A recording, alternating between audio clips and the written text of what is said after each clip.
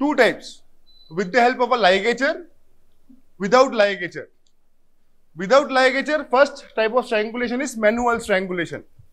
Manual strangulation means throttling, also known as throttling. So can someone show how throttling is done on themselves? Anyone? গলা টিপে মারার নাম শুনেছো? হ্যাঁ, গলা টিপে মারা শুনেছো?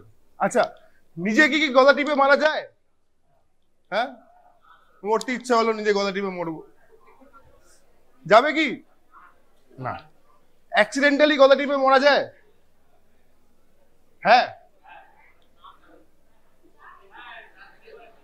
Chances can be there. আচ্ছা, অন্য গল্প করো না, আই এম জাস্ট, কেন এতজন লোক রেসিপ্রোকেট না করলে অদ্ভুত টেবিল লাগছে একটা, ফার্স্ট সো মেনি পিপল। ওকে, গুড, এরকম আসবে। So throttling is mostly homicidal in nature. কাউকে মারতে গেলেই গলা টিপে মরবে। আচ্ছা, গলাটা টিপলে কোথায় টিপবে? গলায়। Exactly where? হ্যাঁ, এক হাত না দু হাত? দু হাত বা single hand. Okay, coming. So now each and every point is important. I will tell you why.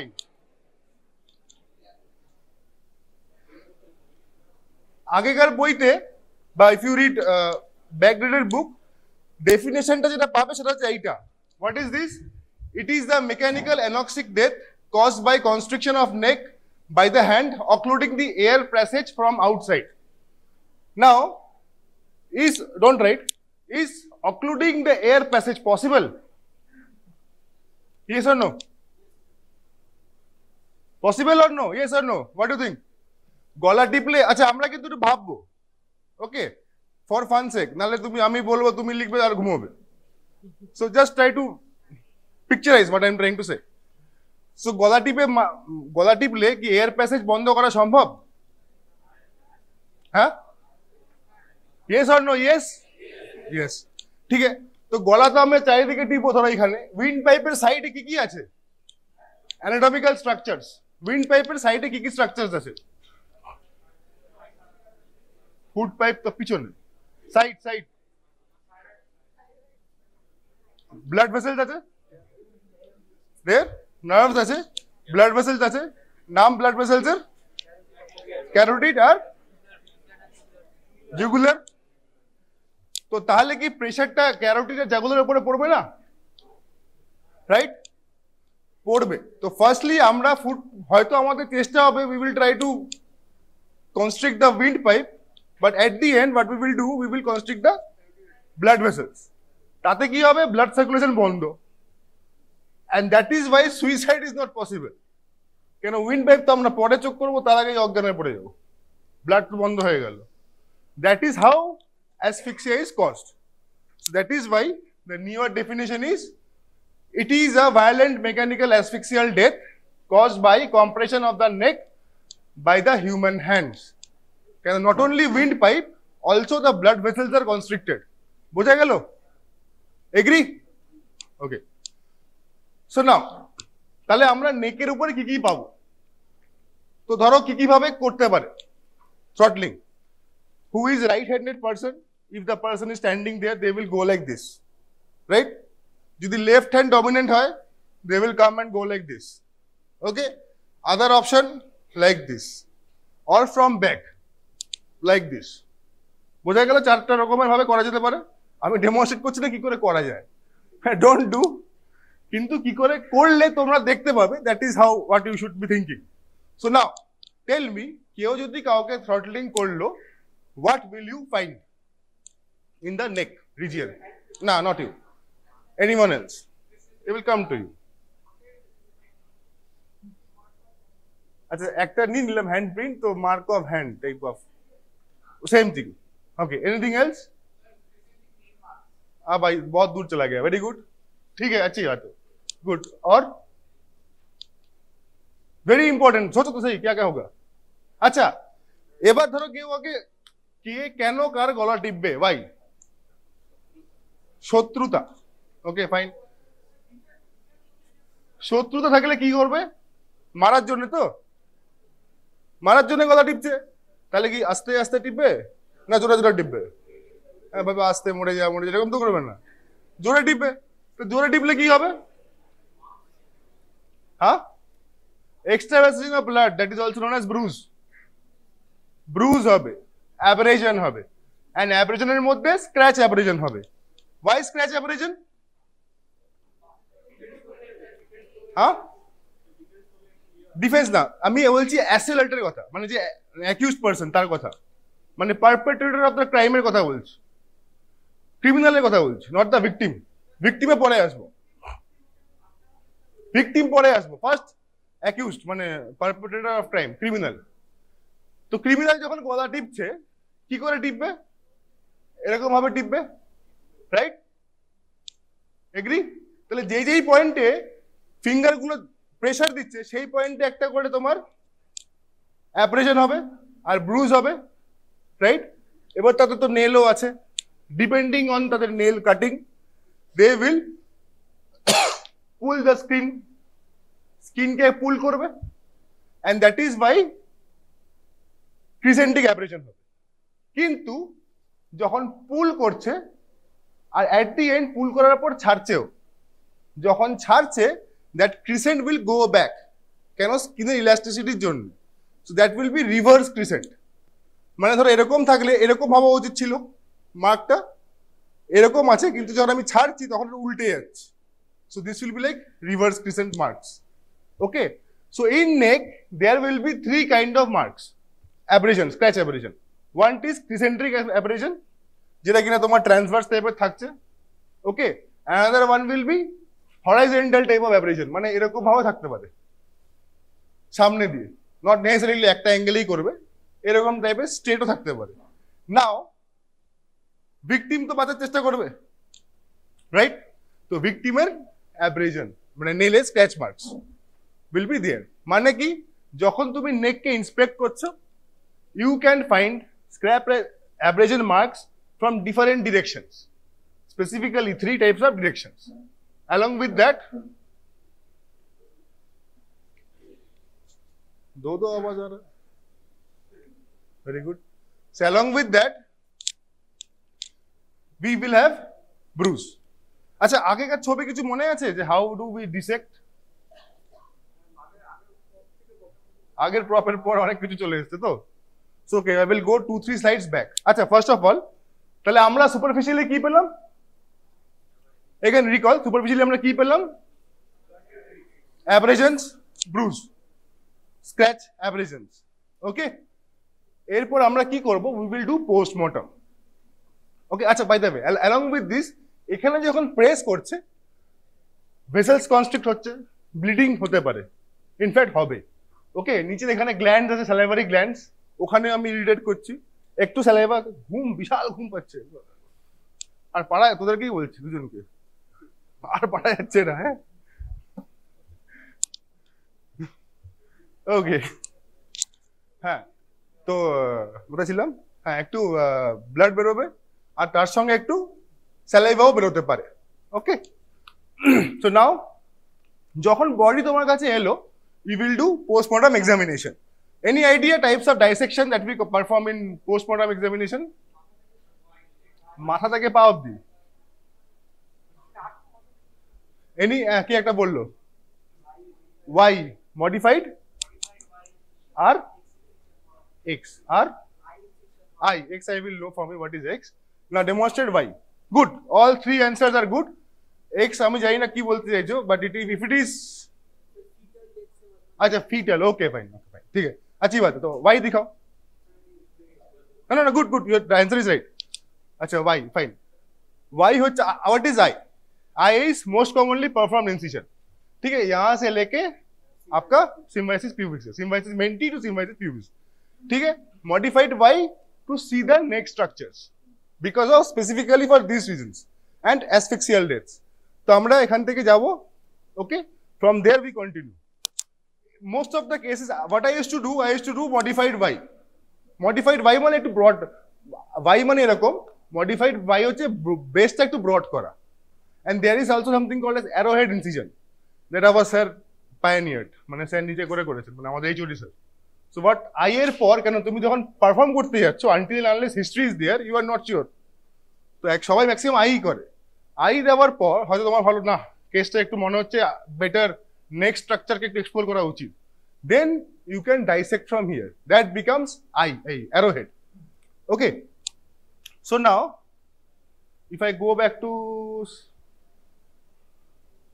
ठीक है, suppose, okay, हाँ, suppose this is strangulation, okay, PM करना है, what we will do, we will do a modified Y-shaped incision। वैसे तो ये आई है, so এইখানটা হচ্ছে স্কিনের পর আমরা কি দেখতে পাচ্ছি, हाँ, now this is modified Y का Y, बाकी कंटिन्यू नहीं हुआ, तो এখানে কি দেখতে পাচ্ছি, superficial fascia. So in case of throttling और in case of strangulation, let me put it this way, both ligature वाला और non ligature वाला immense amount of pressure is being applied on the neck, ठीक है। Hanging এর ক্ষেত্রে প্রেসারটা কি, if anyone can recall, the body weight, the person's body weight, whatever it might be 60, it might be 90, 100 भी हो सकता है किसी किसी का। So that is the body weight of that specific person, যদি পুরো complete hanging হয়, okay। But in case of strangulation and both ligature and manual, the pressure is being applied from outside, ও জানে না ওকে কতটা প্রেসার করতে হবে, his intention is to kill, he will put maximum pressure whatever possible from him, ঠিক है না। that is why you will find extravasation of blood, extravasation of blood মানে vessels এর বাইরে, that is bruise, bruise কি আমরা extravasation of blood লিখি internal organ এর ক্ষেত্রে। so first we will have bleeding here, মানে superficial area, हो गया, why happening like this, so ठीक है, कोई बात नहीं। after that layer wise layer we will move the muscles, there also we will find extravasation of blood, মানে muscle tear হচ্ছে, and there will be extravasation of blood among muscle layers। after that root of tongue, salivary glands, ওইখানেও আমরা blood পাবো। along with that we will have other findings in bones and cartilage। আচ্ছা, নেকে কি কি আছে আমাদের এখানে, bones and cartilage, hyoid bone, then হ্যাঁ thyroid cartilage আর cricoid cartilage। so hyoid, thyroid, cricoid, arytenoid এইসব মিলে আমরা বলি thyrohyoid complex, ওকে। ভেরি ভেরি ইম্পর্টেন্ট, কি করে স্কিন দেখলে, স্কিনের তলায় ফাসিয়া দেখলে, ফাসিয়ার পরে মাসেল লেয়ার দেখলে, ব্লাড ভেসেলস দেখলে, তারপরে আমরা দেখবো ইন্টারনাল স্ট্রাকচার, উইন্ড পাইপের আগে আমরা ও সব দেখবো, then we will come to wind pipe, okay. আচ্ছা, first of all tell me, যখন আমরা ধরো আমরা হিস্ট্রি জানি, it is a case of asphyxial death, hanging হোক, হোয়াটএভার, স্ট্র্যাঙ্গুলেশন বা মনে হচ্ছে থ্রটলিং, তো এই ক্ষেত্রে which part of the body we should dissect first,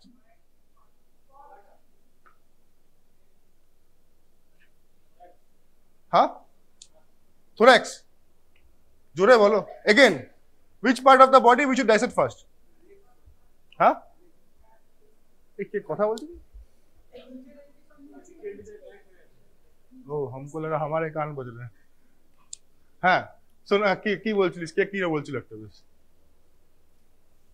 গলা, ওকে। সো ওয়ান অ্যান্সার ইজ গলা প্রথমে কাটবো, again any more answers, দড়ি না, বডির মধ্যে বলছি, বডির মধ্যে বলছি, দড়ি তো আসছে, দড়ি ইম্পর্টেন্ট, বডির মধ্যে বলছি। Any part that want to dissect and why, হ্যাঁ, एब्डोमेन, एबीडी, ठीक है, एब्डोमेन, वेरी गुड। और बताओ कुछ, तो एब्डोमेन क्यों काटेंगे, Y,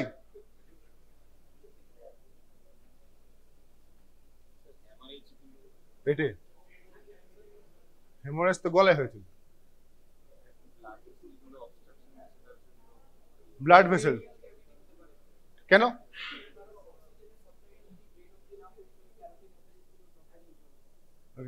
Okay, there is a simple reason to this, and one simple thing. আমার এখানে নেক স্ট্রাকচার দেখা খুব জরুরি, রাইট? কি দেখবো আমি? আচ্ছা, হ্যাঙ্গিং এর ক্ষেত্রে কিন্তু এরকম ক্লিন হবে, যেটা আমি দেখালাম picture, nothing will be found, ঠিক না? তো হ্যাঙ্গিং আর strangulation both manual and ligature differentiate করার জন্য পোস্টমর্টম টেবিলে what can be the difference? One of the difference extravasation of blood. তো ব্লাড খুব ইম্পর্টেন্ট ব্যাপার। তো নেকের চারিদিকে ডিসেকশন করেছিস তো অ্যানাটমিতে, এই লেয়ারটা খুললে বেশ জল জল করে উঠবে ক্যারোটিড, হ্যাঁ, একদম পুরো সুন্দর জ্বলবে, তার পিছনে জাগুলারটা আছে আরো জ্বলবে। তো in that case one small leak can basically ruin your entire field, ঠিক না? দ্যাট ইজ ওয়াই যখনই আমরা পোস্টমর্টম করি there are two thoughts, একটা যে স্পেসিফিক অর্গান বা স্পেসিফিক ক্যাভিটি, সেই ক্যাভিটিকে ডিরেক্ট অ্যাপ্রোচ কর, that is in this case the neck, or actually you can approach the cranial cavity. Why? Cranial cavity কে তুমি যখন ব্রেনটা পুরো বার করবে, that is you will dissect from brain stem থেকে, তার মানে তোমার সব ব্লাড ভেসেলস আর ওপেন, जितना ब्लड है बाहर, now you will have a field to see, যা দেখা যাওয়ার কথা নয় তাও দেখা যায় ইন দ্যাট কেস। ওকে, তো there are two school of thoughts, mostly it is যেটা সেকেন্ড বললাম সেটাই করা হয় প্রথম। ওকে, এটা বেশ ইরিটেটিং ব্যাপার সব। Okay, never mind. তো কোথায় ছিলাম? Thyroid complex. So now, so this are the things that we find. কি পাবো? Nail scratch abrasions, nail scratch mark, blood stains, other body পার্টসে ইনজুরি থাকতে পারে। Okay, so this is how throttling can be done. So this are the nail scratch abrasion marks. দেখতে পাচ্ছ সবাই? হ্যাঁ না? Last bench. Okay, nail scratch abrasion marks. So now this is the thyroid complex. Achha, can anyone tell me the anatomy of thyroid bone? Hey, thyroid cartilage bone, cartilage with respect to forensic. আমি পুরো anatomy জানতে চাইছি, anatomy জেনে আমার কাজ নেই পুরোটা। কি কি জানা জরুরি? Any idea? हाँ, कौन बोला? बोलो। बाउंड्री, ठीक है, boundaries are good, but here the body, ठीक है ना, body and horns, superior horn और इनफिरियर हॉर्न বা কর্নু। তো দিস ইজ থাইরয়েড কার্টিলেজ, আর উপরে হচ্ছে হায়ার্ড বোন। হায়ার্ড বোনে এটা কি হচ্ছে? এটা বডি, লেসার কর্নু বা হর্ন আর গ্রেটার কর্নু বা হর্ন। হায়ার্ড বোনের ক্ষেত্রে যেটা মনে রাখার দরকার সেটা হচ্ছে by age of 30 to 40 greater horn ossifies with the body. যতক্ষণ অসিফাইড না হচ্ছে ততক্ষণ বেশ একটু ফ্লেক্সিবল হচ্ছে, মানে একটু টানা ঝেড়াতে কিছু তার প্রবলেম হয় না। যেই মোমেন্টে অসিফিকেশন হয়ে যাচ্ছে ব্যাপারটা বেশ ব্রিটল টাইপের হয়ে যাচ্ছে, টানাছেড়া হলে কিন্তু ভাঙার সম্ভাবনা বেশি থাকে। Got it? ফান্ডা दोनों ক্লিয়ার हुआ? Now tell me with respect to thyroid complex, hanging হলে লাইগেজের মার্কটা কোথায় থাকবে, মানে লাইগেজের মেটেরিয়ালটা কোথায় থাকে?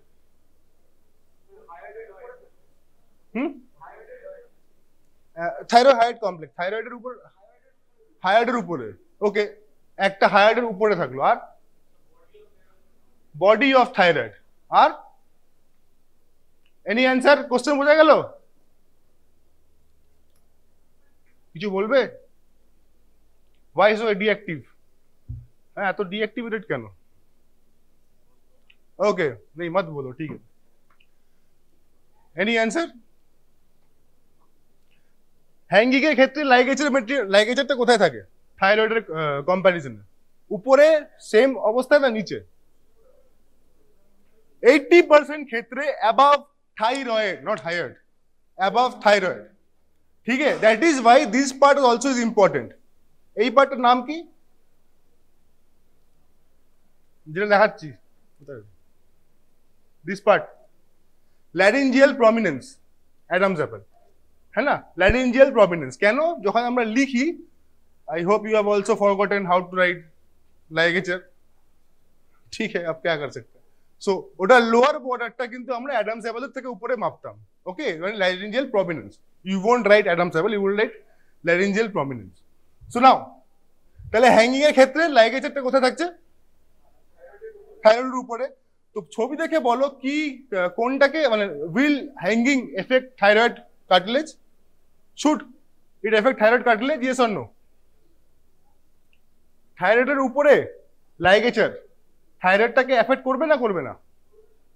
উচিত না উচিত না? এই কোথায় রে, এইখানে তোমার ইয়েটা আছে হ্যাঙ্গিং এর, ওটা ওকে এরকম ভাবে থাকে, বোঝা যাচ্ছে? তাহলে থাইরয়েড কার্টিলেজ কি এফেক্ট করবে না করবে না? করা উচিত না, ওকে।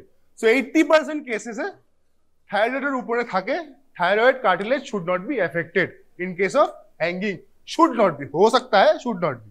Same in case of strangulation কি হলো এবার? তাহলে স্ট্র্যাঙ্গুলেশন কোথায় হয়? থাইরয়েডের নিচে বা at the level of thyroid. In that case should it effect thyroid cartilage? Yes. Now hanging এর ক্ষেত্রে should hired bone be affected? Yes, होना तो चाहिए, ऊपर जा रहा है। स्ट्रैंगुलेशन के क्षेत्र should hyoid bone be affected? Mostly no, mostly, हाँ, कुछ भी एग्जैक्ट नहीं होता है यार, मोस्टली। वाई एग्जैक्ट नहीं होता है, आप वो जानबूझ के थोड़ी ना करो, नेक का स्ट्रक्चर भी आगे पीछे हो सकता है। So that is why in case of hanging are seen. তাহলে কোন কেসে দেখা যেতে পারে হ্যাঙ্গিং এর? কোন কেসে দেখা যায়? এখনই বললাম আমি অ্যান্সারটা, কিছুক্ষণ আগে বললাম, যখন হায়ার্ড বোনটা more than 30 years of age, hired বোন fracture can be found in hanging. আচ্ছা, হায়ার্ড বোন ফ্র্যাকচার হলে কিন্তু লোকজন মানে লয়ের ক্ষেত্রে লোকজন খুব চাপ নিয়ে নেয়, बेसिकली पुलिस एंड ऑर्डर, अरे हायर्ड बोन फ्रैक्चर मतलब कुछ गड़बड़ है, ऐसा नहीं है, बट फिर भी they think that way, okay. So there are 3 kinds of hyoid bone fracture, we will come to that later. तो এবার আসছে থ্রটলিং। থ্রটলিং করলে কি কি পার্ট কম্প্রোমাইজ হবে এই থাইরয়েড কমপ্লেক্সে? Look at the picture. Throttling করছি, গলা টিপে মারছি, কি কি পার্ট কম্প্রোমাইজ হবে থাইরয়েড কমপ্লেক্সে? थायराइड विल बी अफेक्टेड, हाँ है ना? हायर्ड बोन, हाँ है ना? Yes. So in case of throttling देखो গলাটা আপনার টিপছে উপরে, রাইট? সো প্রেসার পড়ছে কোথায়? Superior cornu, thyroid cartilage, and greater horn, hyoid bone, both of them will be fractured। বোঝা গেল? ক্লিয়ার? পরীক্ষায় আসবে কিন্তু হায়ার্ড বোন, ড্র অ্যান্ড আরো বইতে মেটেরিয়াল আছে, ওগুলো পড়বে, I am not telling you in details, okay. Now hyoid bone parts তো জানলে, body, lesser horn, greater horn, কোথায় কোথায় বোঝা গেছে, okay. Now inverted lateral compression fracture, এই ক্ষেত্রে ফ্র্যাকচারটা দেখা যাচ্ছে কোথায় হচ্ছে? থ্রটলিং এর ক্ষেত্রে কোথায় প্রেসার দিচ্ছি আমরা? From outside. তো ফ্র্যাকচারটা কি হবে? ইনসাইডের দিকে। পেরিঅস্টিয়ামটা কোথায় ব্রেক করবে? বাইরের দিকে। পার্ট অফ দ্য ফ্র্যাকচার্ড বোন কোথায় পাবো? মিডিয়ালি, ভেতরে। So this is what is called as invert fracture, lateral compression fracture. Now same hanging হচ্ছে, হ্যাঙ্গিং এর ক্ষেত্রে প্রেসারটা কোথায় আসছে? আচ্ছা, ফোর্স অফ হ্যাঙ্গিং, থ্রটলিং এর ক্ষেত্রে ফোর্সটা আমরা এরকম ভাবে আসছে, হ্যাঁ ঠিক যা রা। তো হ্যাঙ্গিং এর ফোর্স কোথায় যাবে? ওপর আর নিচেও তো যাবে, বডি ওয়েটটা তো ঝুলছে, একটা দড়ির থেকে নিচে ঝুলছে বডি ওয়েট, তো ফোর্সটা উপর নিচে যাচ্ছে, আর দড়িটা কনস্ট্রিক্টিং ফোর্স দিচ্ছে। What it does, it pushes hyoid back towards spinal cord. এটা ধরো স্পাইনাল কর্ড, এখানে হায়ারটা ব্যাক করছে, পুশ করছে, আস্তে আস্তে ভিতর থেকে ফোর্স আসছে। So that is this is lateral, হ্যাঁ, outward anterior posterior compression. Hyoid বোনটা ব্যাক করলো আর ভিতর থেকে বাইরের দিকে ভাঙলো। সো পেরিঅস্টিয়াম টিয়ার কোথায় হবে? বাইরে না ভিতরে? ভেতরের দিকে। So this is how you can differentiate কি নাম, হ্যাঙ্গিং না throttling, okay. Now it might sound easy, that bone also might sound छोटा सा cute सा, पर ऐसा है नहीं, छोटा सा इतना सा होता है. Okay, now thyroid complex is very difficult to bring out while doing postmortem. So আমরা কি করি generally, we take out the lungs and dissect করে করে পিছন দিক থেকে we take out the entire complex along with thyroid complex of কিছু from the base of the tongue. কেন base of the tongue, as I mentioned, is very important to see bruise আছে কিনা. So it should be handled with care. না হলে ওই টানাটানি করতে করতেই ভেঙে যায় hyoid bone. Okay. So now according to mechanism of fracture, direct যেটা আমরা বললাম, আর something also called as indirect. Indirect এর ক্ষেত্রে হবে avulsion. How? Avulsion এর ক্ষেত্রে muscles will be involved. Muscles কখন involved হবে? যখন hanging হবে, same mechanism, both ways the pressure আসছে, the muscles will be tensed and that will cause avulsion, fracture of hyoid bone. अभी तक clear हुआ? Throttling? Any questions from throttling? Okay, now we come to garroting. Any idea what is garroting? এটা খাওয়া জল?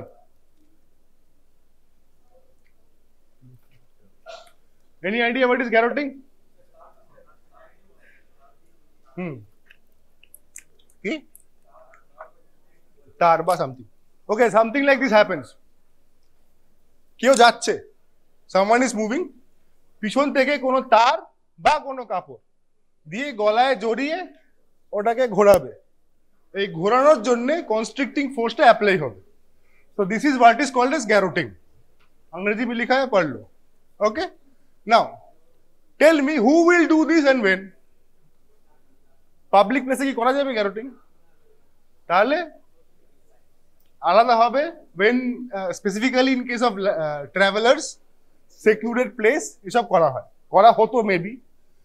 So now Spain আর তুর্কি, বইতে কিন্তু Spain লেখা আছে, টার্কি শব্দ মেনশন নেই. So I will do a special mention. So this guys were smart. So this is called as Spanish windlass. Spain আর টার্কিতে অ্যাপ্লাই করা হতো ফর এক্সিকিউশন. এইখানে there will be an iron collar. Okay, এটা belt টাইপের থাকবে. এই স্ট্যান্ডের পিছনে এইখানটায় there is a spike, pointed spike. So আর এইখানে একটা কাপড় থাকবে আর এটা একটা রড ঘোরাবে আর iron collar will come backwards.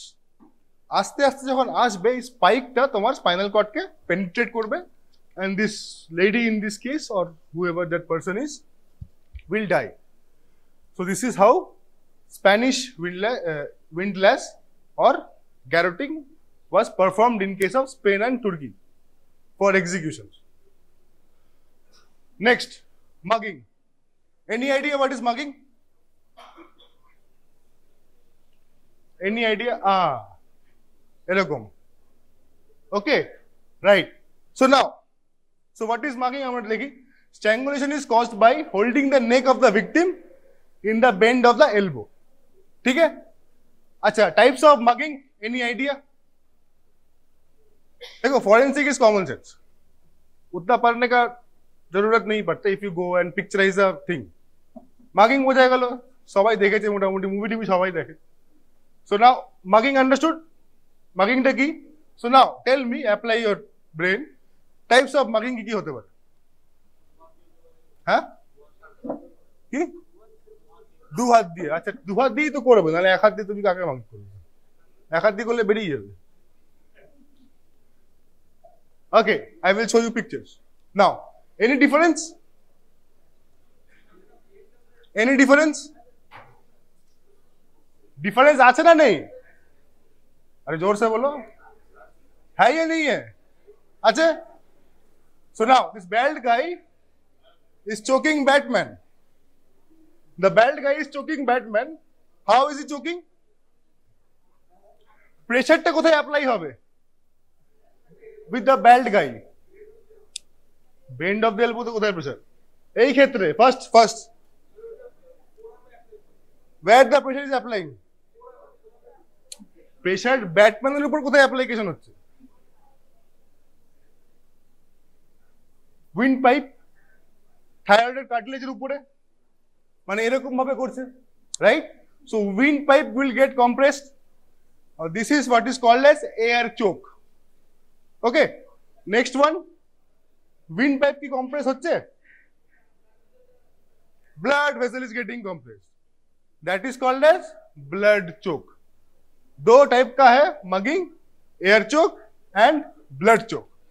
Blood choke is this one where both the blood vessels are getting compressed, and air choke is where the wind pipe is getting compressed. ठीक है, got it? Okay, now something called as बांस दोला. बांस दोला, বাঁশ ধরা কি? দুটো বাঁশ তাদের একটা সাইডে দড়ি লাগিয়ে ফিক্স করা আর আরেকটা ওপেন সাইডে প্রেসার দেওয়া. ওকে, গট ইট? পিকচারটা বোঝা গেল?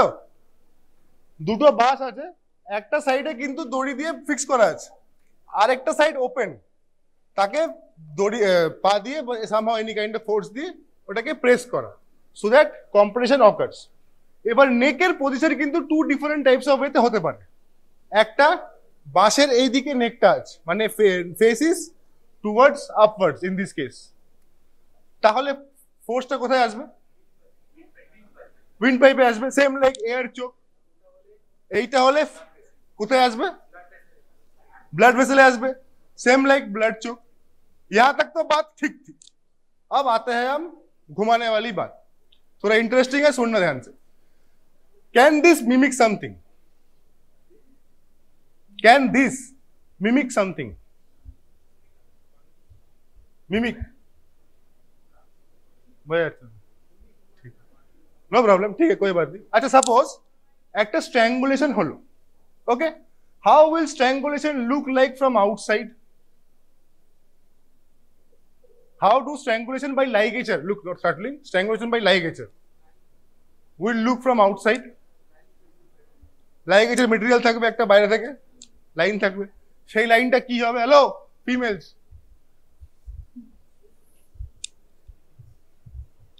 হ্যাঁ, তো লাইগেচার লাইনটা কিরকম থাকবে?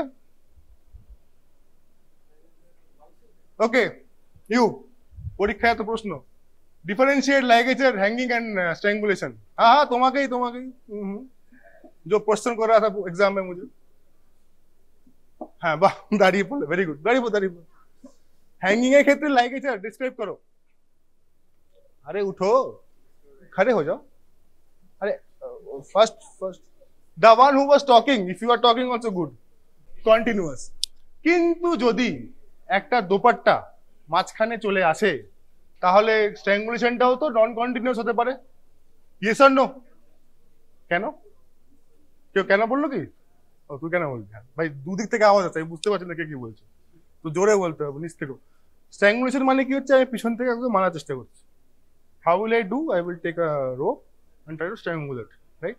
এবার ধরো কারো বড় চুল আছে, ছেলে মেয়ে দুজনেরই থাকতে পারে, চুল বড় আছে, তা চুলটা তো জায়গাটা ঢাকা পড়ে গেল, প্রেশারটা প্রপারলি ওখানে পড়লো না, বা কলার লাগানো আছে বা দুপাট্টা পরা আছে ওই স্পেসিফিক এরিয়ায়, তাহলে সেই জায়গাটা গ্যাপ থাকবে, মার্কটা ওখানে পড়বে না, রাইট?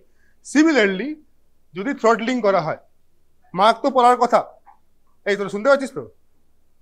থ্রটলিং করা হয়, মার্ক তো পড়ার কথা না. এবার কেউ ধরো কোনো কাপড় দিয়ে থ্রটলিং করলো, তাহলে কম্পারেটিভলি যে মার্কটা পড়ার কথা, দ্যাট উইল বি লেস. হ্যাঁ, তো এইবার কেসে তুমি পোস্টমর্টম করলে কি কি পেলে? Science of asphyxia. Science of asphyxia, trade of asphyxia.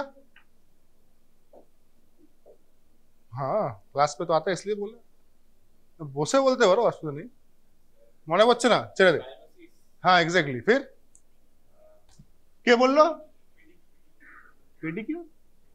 पेटिकियल haemorrhage और कॉन्जेशन, सीसीपी. फुल फॉर्म हम नहीं बताएंगे, সাইনোসিস, কনজেশন এন্ড পেটেকিয়া.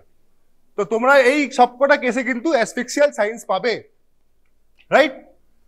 তো যেটা পাবে না সেটা হচ্ছে এই থ্রটলিং. যদি তোমার কিছু কাপড় দিয়ে করা হয় তাহলে দাগ কিছু কম পেতে পারো, রাইট?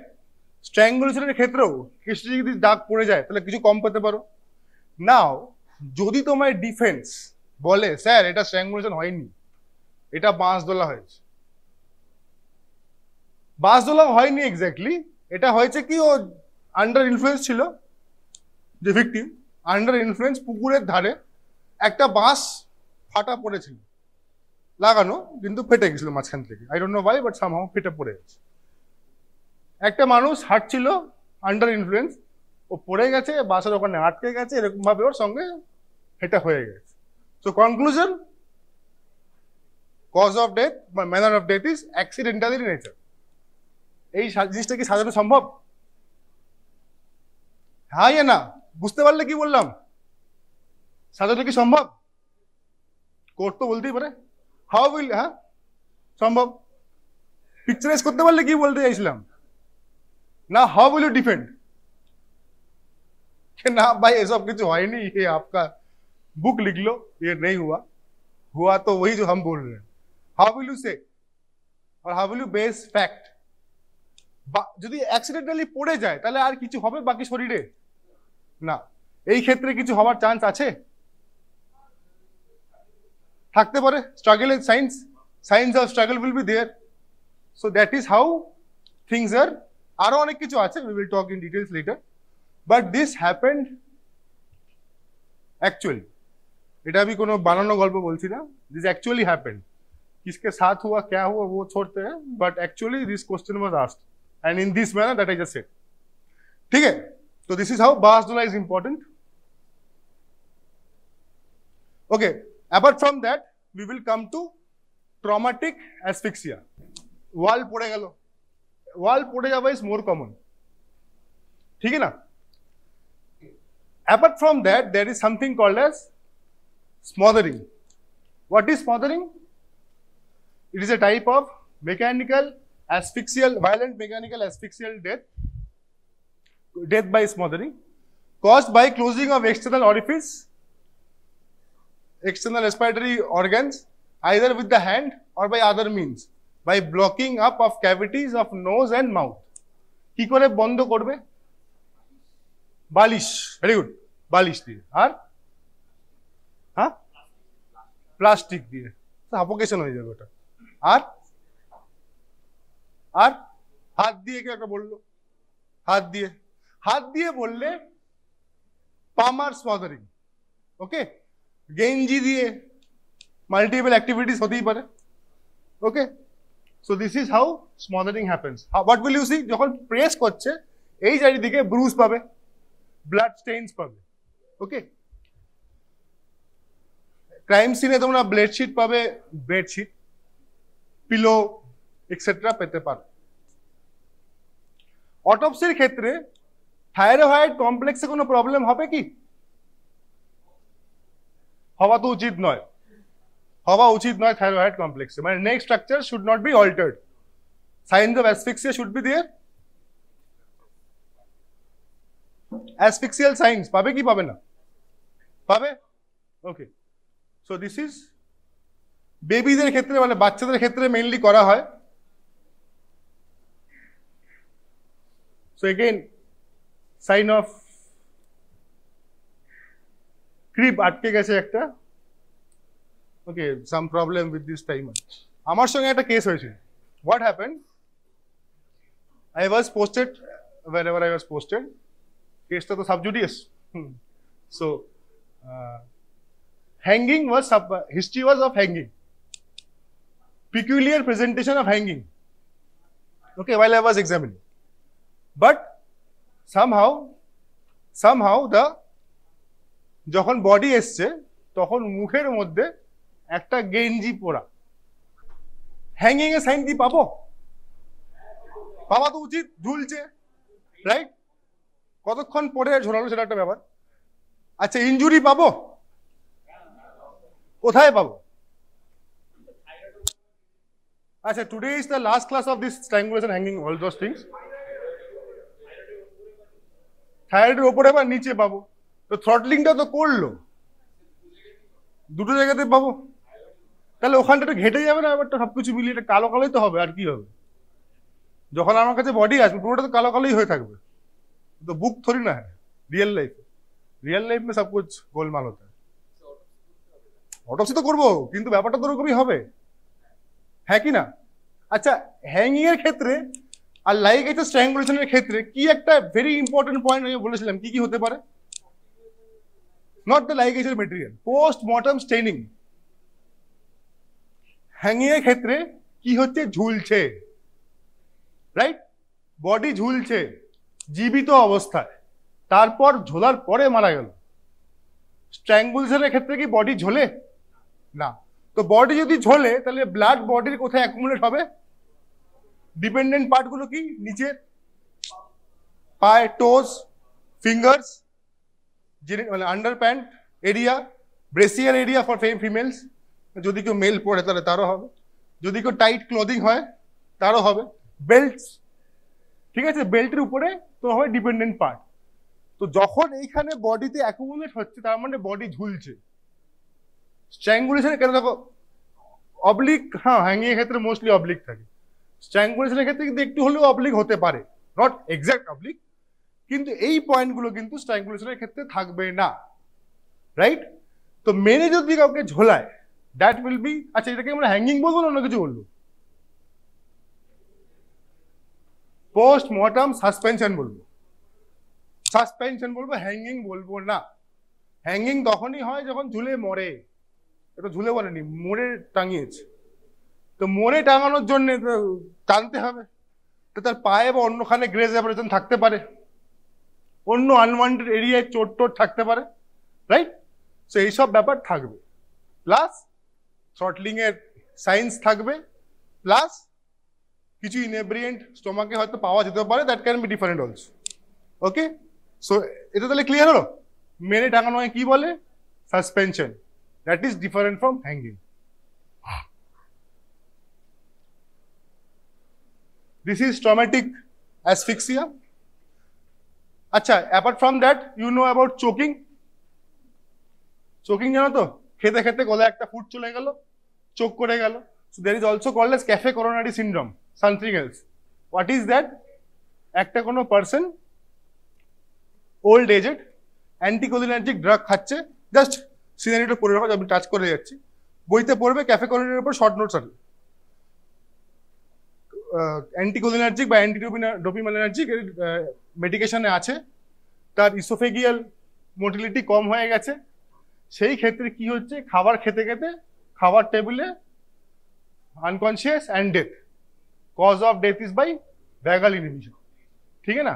আর চোকিং এর ক্ষেত্রে cause of death is by asphyxia because of foreign body obstructing windpipe. Further, the viral conjunctivitis and allergic conjunctivitis and degenerative conditions of the eye. Okay, so first of all, viral conjunctivitis is caused by virus, and these are viral conjunctivitis.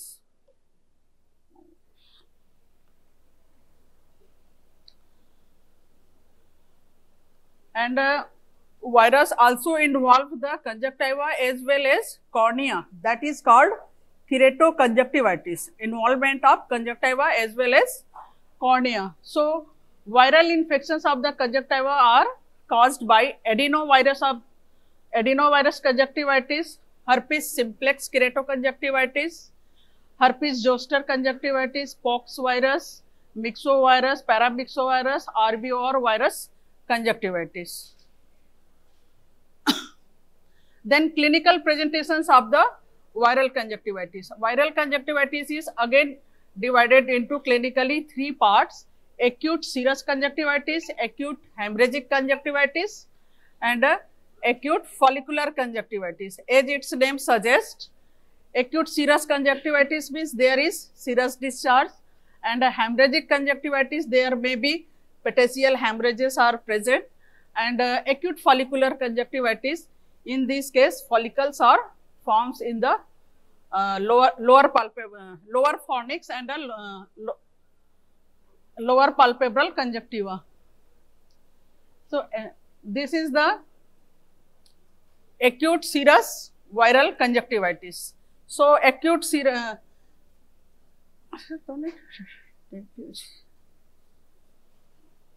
yes.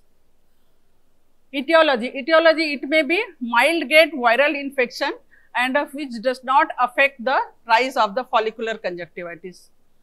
In this case, follicles are absent, only serous discharge is present, and clinical features are also minimum degree of congestion is present, watery discharge is present, and the boggy swelling of the conjunctiva due to the cellular response of the conjunctival tissues. And the treatment is, there is no need of treatment, it is the self-limiting, automatically resolve occur. In this case, we give the broad spectrum antibiotics eye drops 3 times a day for 7 days to avoid the secondary bacterial infection. And if secondary bacterial infection is occur, then signs, symptoms and the clinical features are same as if the mucopurulent conjunctivitis. Then this is the acute hemorrhagic conjunctivitis. It is also called Apollo conjunctivitis.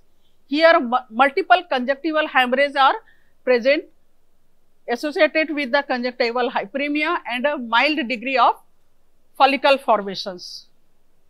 And etiology is caused by the picornavirus and this is the enterovirus type 17 and it is transmitted by the direct transmission from hand to eye. Clinical features. Incubation period is 1 to 2 days. Symptoms are very less, pain, redness, watering, mild photophobia and transient blurring of the vision. There may be also the lid swelling. Then signs of the acute hemorrhagic conjunctivitis. Conjunctiva is congested. Chemosis. Chemosis means edema of the conjunctiva and multiple hemorrhages is present in the bulbar conjunctiva. Mild follicular hyperplasia is present, lid edema. In this case, pre-auricular lymphadenopathy is also present, and if corneal involvement is occur, then fine epithelial keratitis, only superficial layer of the cornea is involved. Treatment. It is also a self-limiting. It resolves spontaneously in 5 to 7 days. There is no specific any curative treatment. And if secondary infection is occurred, to prevent the secondary bacterial infection, we give the broad spectrum antibiotic eye drops and ointments. Then third one is the follicular conjunctivitis. Follicular conjunctivitis, its name suggests there is follicle formations occur. Follicles are the aggregations of the lymphocytes that are present in the palpebral conjunctiva, and it is associated with the follicles with conjunctival hyperemia and discharge from the eyes. These follicles are also resemble the follicles present in the trachoma, that is boiled sago grains, tiny, white, translucent and rounded swelling. It is 1 to 2 millimeter in diameter. And these follicles are formed in the lower palpebral conjunctiva due to the response of the adenoid layer of the conjunctiva. Adenoid layer is the second layer of the conjunctiva. Then types of follicular conjunctivitis.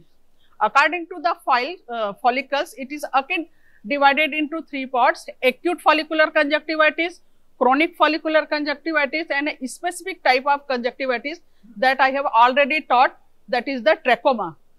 And the trachoma is more marked in the upper palpebral conjunctiva and the upper palpebral conjunctiva. But this viral follicular conjunctivitis mainly involves the lower fornix and the lower palpebral conjunctiva.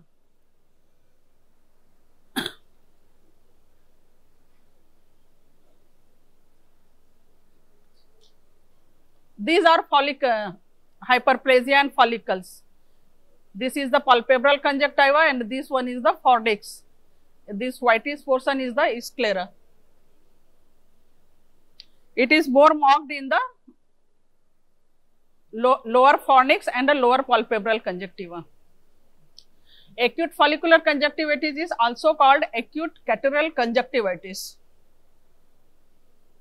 Then symptoms. Symptoms are as usual, every conjunctivitis has the redness, watering and a mild mucoid discharge is present. Mild photophobia and feeling of discomfort and foreign body sensation is also present. Signs are, on examination we find the conjunctival hyperemia, multiple follicles are present and more marked in the lower fornix of the lower lid.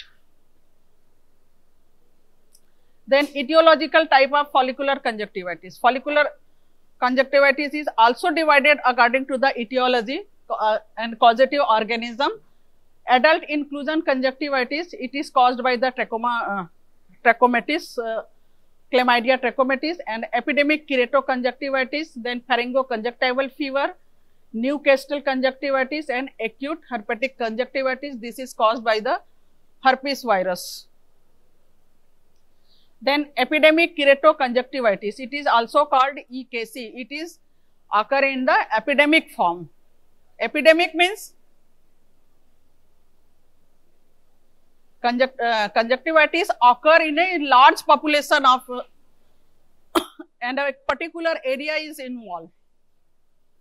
So it is also called epidemic.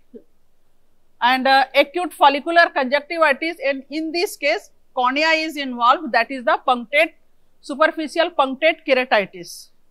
Etiology is caused by the adenovirus serotype 8 to 19. Then it is spread through the contaminated fingers, solutions and contaminated tonometers. Clinical picture, incubation period is 8 days and virus is shed in 2 to 3 days without any treatment. Then clinical stages. It is stages of this acute epidemic keratoconjunctivitis are divided into 4 stages. In first stage there is acute serous conjunctivitis. It is non-specific, only conjunctival hyperemia and mild chemosis is present and lacrimation. In second stage there is follicular formations occur and which are more marked in the lower lid. But in case of trachoma, follicles are more marked in the upper fornix and upper palpebral conjunctiva.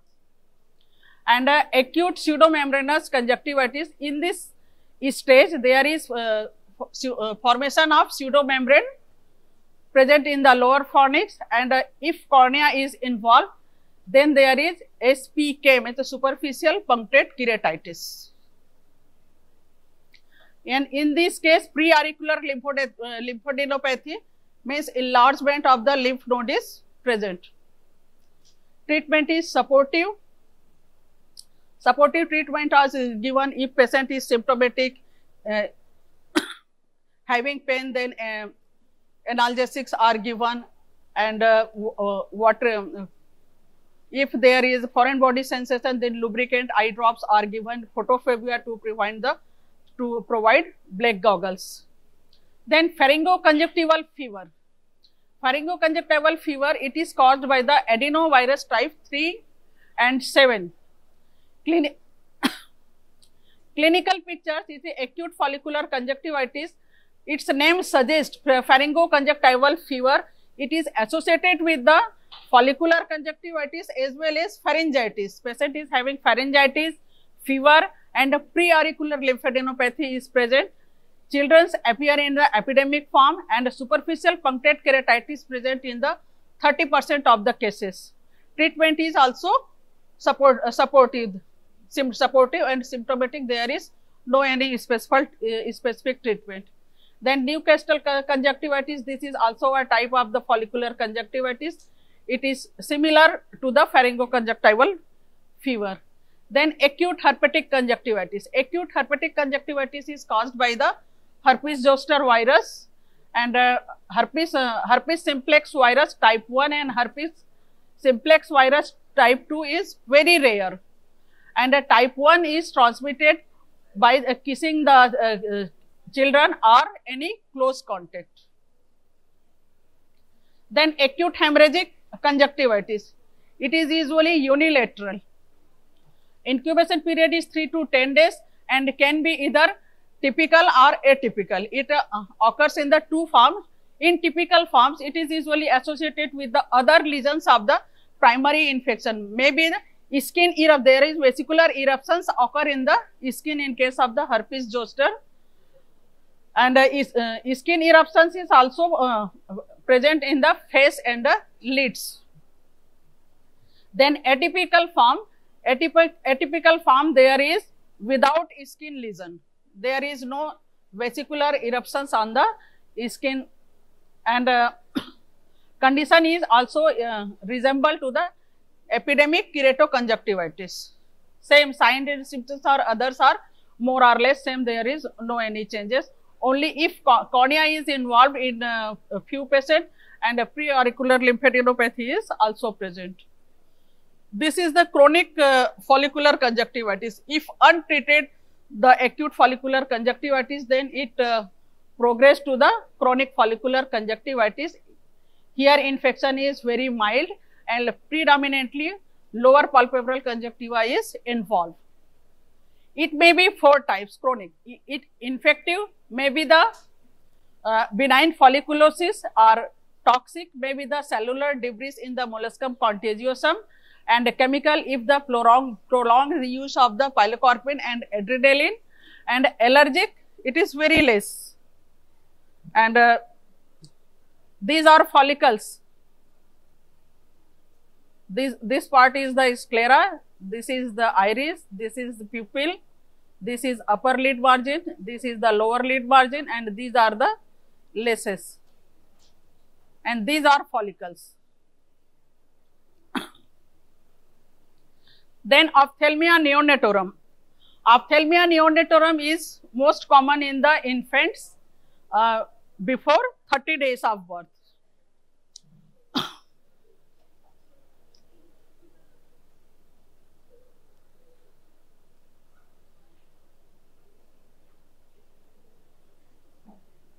It occurs in the infant under birth to 30 days.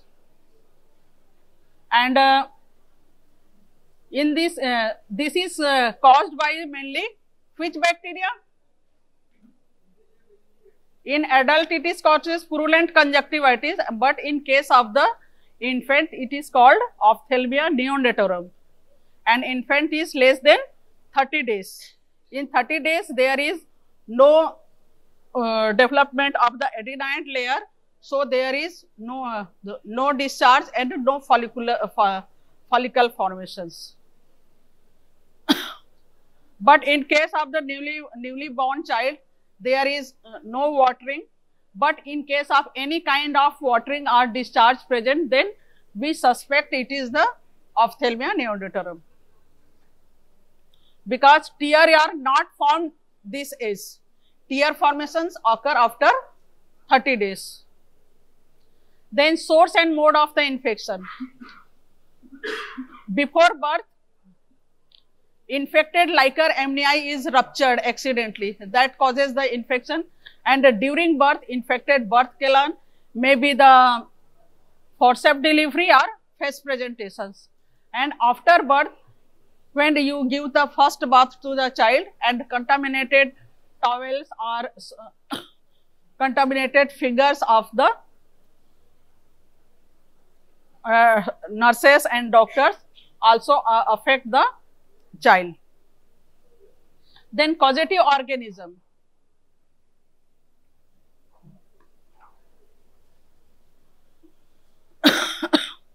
This ophthalmia neonatorum is mainly caused by the gonococcal, but it also occur chemical, that is the silver nitrate. Silver nitrate is used for the prevention of the, in case of the trachoma. Then other bacterial causes Staphylococcus aureus, Streptococcus hemolyticus, and Streptococcus pneumoniae. And neonatal inclusion conjunctivitis, it is caused by the serotype D2K of the Chlamydia trachomatis, and serotype A, B, B1 and C that causes trachoma in adults. And herpes simplex ophthalmia neonatorum, it is caused by the herpes simplex virus, Second, then incubation period. According to the different kinds of causative organism, its incubation period is also different. If chemical conjunctivitis caused by the silver nitrate, then incubation period is 4 to 6 hours. If gonococcal infection, then 2 to 4 days. And if the bacterial infection occur, then incubation period is 4 to 5 days. And a neonatal inclusion conjunctivitis, incubation period is the 5 to 14 days. And herpes simplex ophthalmia neonatorum, incubation period is 5 to 7 days. This should be remembered. This is the child and this is the, it is bilateral, so involved both eyes are. Pain and tender eyeball, purulent discharge. In it may be in other mucoid or mucopurulent discharge is present in the other bacterial gonococcal ophthalmia neonatorum, and the conjunctiva is chemosed. Corneal involvement is very rare in this case. And if infection is very severe, then cornea is involved and there is the corneal ulcer occurs and it may be perforate and corneal perforation occur. This is the prophylaxis. Prophylaxis is given in the 3 level. It is given in the antenatal period.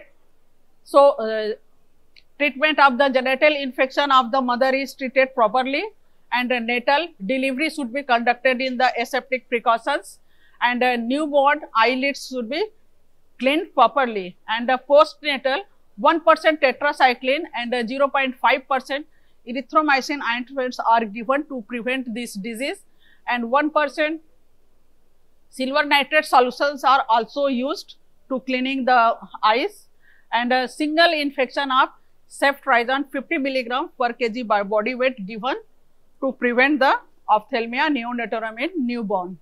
These are the prophylaxis measures. Then treatment. Its treatment is the curative treatments are given. For chemical conjunctivitis, it is self-limiting. There is no treatment is required. But in gonococcal infection, saline lavage is done and bacitracin ointment is given 4 times a day, and a penicillin drop 5,000 to 10,000 units per ml every minute for the 30 minutes, then every 5 minutes for 30 minutes, and then every 30 minutes till infection is controlled.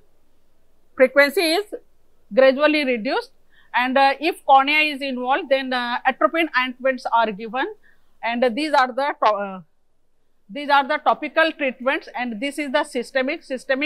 It is given in the broad spectrum antibiotics. Ceftriaxone is given to 75 to 100 mg per kg body weight, IM or IV in QID doses, and cefotaxime is given 100 to 150 mg per kg body weight. It may be IV or IV. It is given in the 2 times a day, and if gonococcal infection is occur, then these are not effective. In this case, benzyl penicillin is given 50,000 units for full term babies and 20,000 units for low birth weight baby. Then curative treatments. Other bacterial infections are treated by the broad spectrum antibiotic and ointments are given for 2 weeks, and neonatal inclusion conjunctivitis, same as the treatment of the trachoma, that is given in the tetracycline and erythromycin ointments QID for 3 weeks, and plus systemic erythromycin 125 mg QID are given in for 3 weeks. But in case of the herpes simplex, it is also self-limiting. There is no treatment is required. It is spontaneously cured. So, here the complete the viral conjunctivitis. Then we come to the allergic conjunctivitis. Allergic conjunctivitis means inflammation of the conjunctiva due to any allergic or hypersensitivity reaction. It may be immediate or delayed type of hypersensitivity reaction. It is allergic conjunctivitis is again divided into many groups. First is the simple allergic conjunctivitis. It is hay fever conjunctivitis, seasonal allergic conjunctivitis, perennial conjunctivitis, then viral keratoconjunctivitis, atopic keratoconjunctivitis, giant papillary conjunctivitis, flictinular keratoconjunctivitis, and contact dermatoconjunctivitis. So today I will discuss only this vernal keratoconjunctivitis, most important, then atopic keratoconjunctivitis and flectinular keratoconjunctivitis, and viral conjunctivitis, seasonal, perennial, you have read yourself. Then simple allergic conjunctivitis, it is very mild allergic conjunctivitis characterized by every kind of the allergic conjunctivitis having the itching, hyperemia and a papillary reaction. Then etiology is the seasonal allergic conjunctivitis is caused by the seasonal allergens, and the perennial allergic conjunctivitis is caused by the perennial allergens, maybe house dust or চারটে vaccine আছে,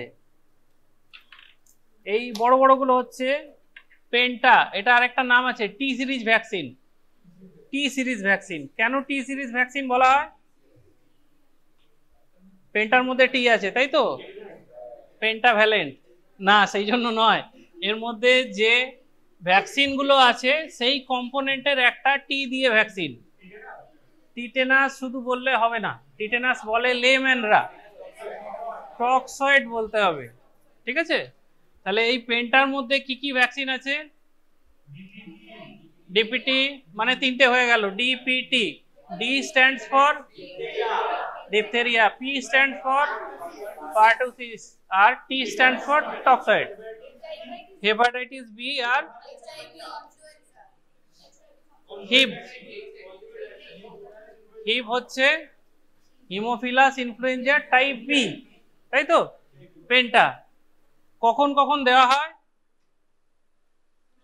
national immunisation শিডিউলে কখন কখন দেওয়া হয়?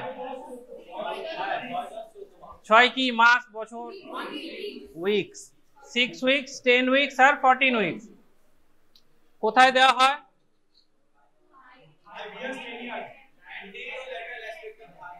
Anterolateral aspect of mid thigh. Deltoid কে বললো? কে বললো ডেল্টয়েড? ডেল্টয়েড কে বললো? হাত তোল না, আরে ভুল বলতেই পারিস, কে বললো? ডেল্টয়েডে দেওয়া হয় না, অ্যান্টেরোল্যাটারাল অ্যাসপেক্ট অফ দ্য মিড থাই, ঠিক আছে? কত ডোজ? কত ডোজ? কত?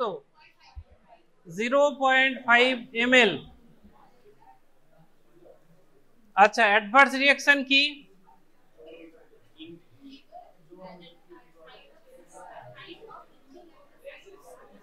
ইচিং না, ইচিং খুব একটা হয় না।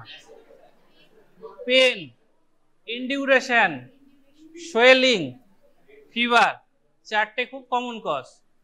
কোন কম্পোনেন্টটার জন্য এগুলো হয়? সবগুলোর জন্য হয় না, কোনটার জন্য হয়? পার্টুসিস কম্পোনেন্টের জন্য হয়। পার্টুসিসটা কিভাবে দেওয়া থাকে এর মধ্যে? লাইভ বা কিল্ড আমি এখনো জিজ্ঞাসা করিনি, হোলসেল দেওয়া থাকে। পুরো পার্টুসিসটা অ্যাজ ইট ইজ তুলে আনা হয়, তারপরে দেওয়া হয়। এইটা কি টাইপ অফ ভ্যাকসিন? এবার তোরা যে হোল ইয়ের কথা বললি, লাইভ ভ্যাকসিনের কথা বললি, কি type of vaccine? Combined vaccine, very good. তাহলে হ্যাঁ, চলাই, একটা চেয়ার খুঁজে নিতে হবে বাবা তোকে। চেয়ার আর আছে? আমার রুম থেকে নিয়ে চলাই, বা কোনো একটা রুম থেকে নিয়ে চলাই। কি কি টাইপের ভ্যাকসিন হয়? লাইভ হয়, কিল্ড হয়। ফার্স্টে আমি দুটো নিয়েই কথা বলি, লাইভ ভ্যাকসিন হয়, কিল্ড ভ্যাকসিন হয়। লাইভ ভ্যাকসিন কাকে বলে? লাইভ স্ট্রিম হয়, যে আমার ক্লাস লাইভ স্ট্রিম হচ্ছে নাকি? না, তাহলে কি হয়?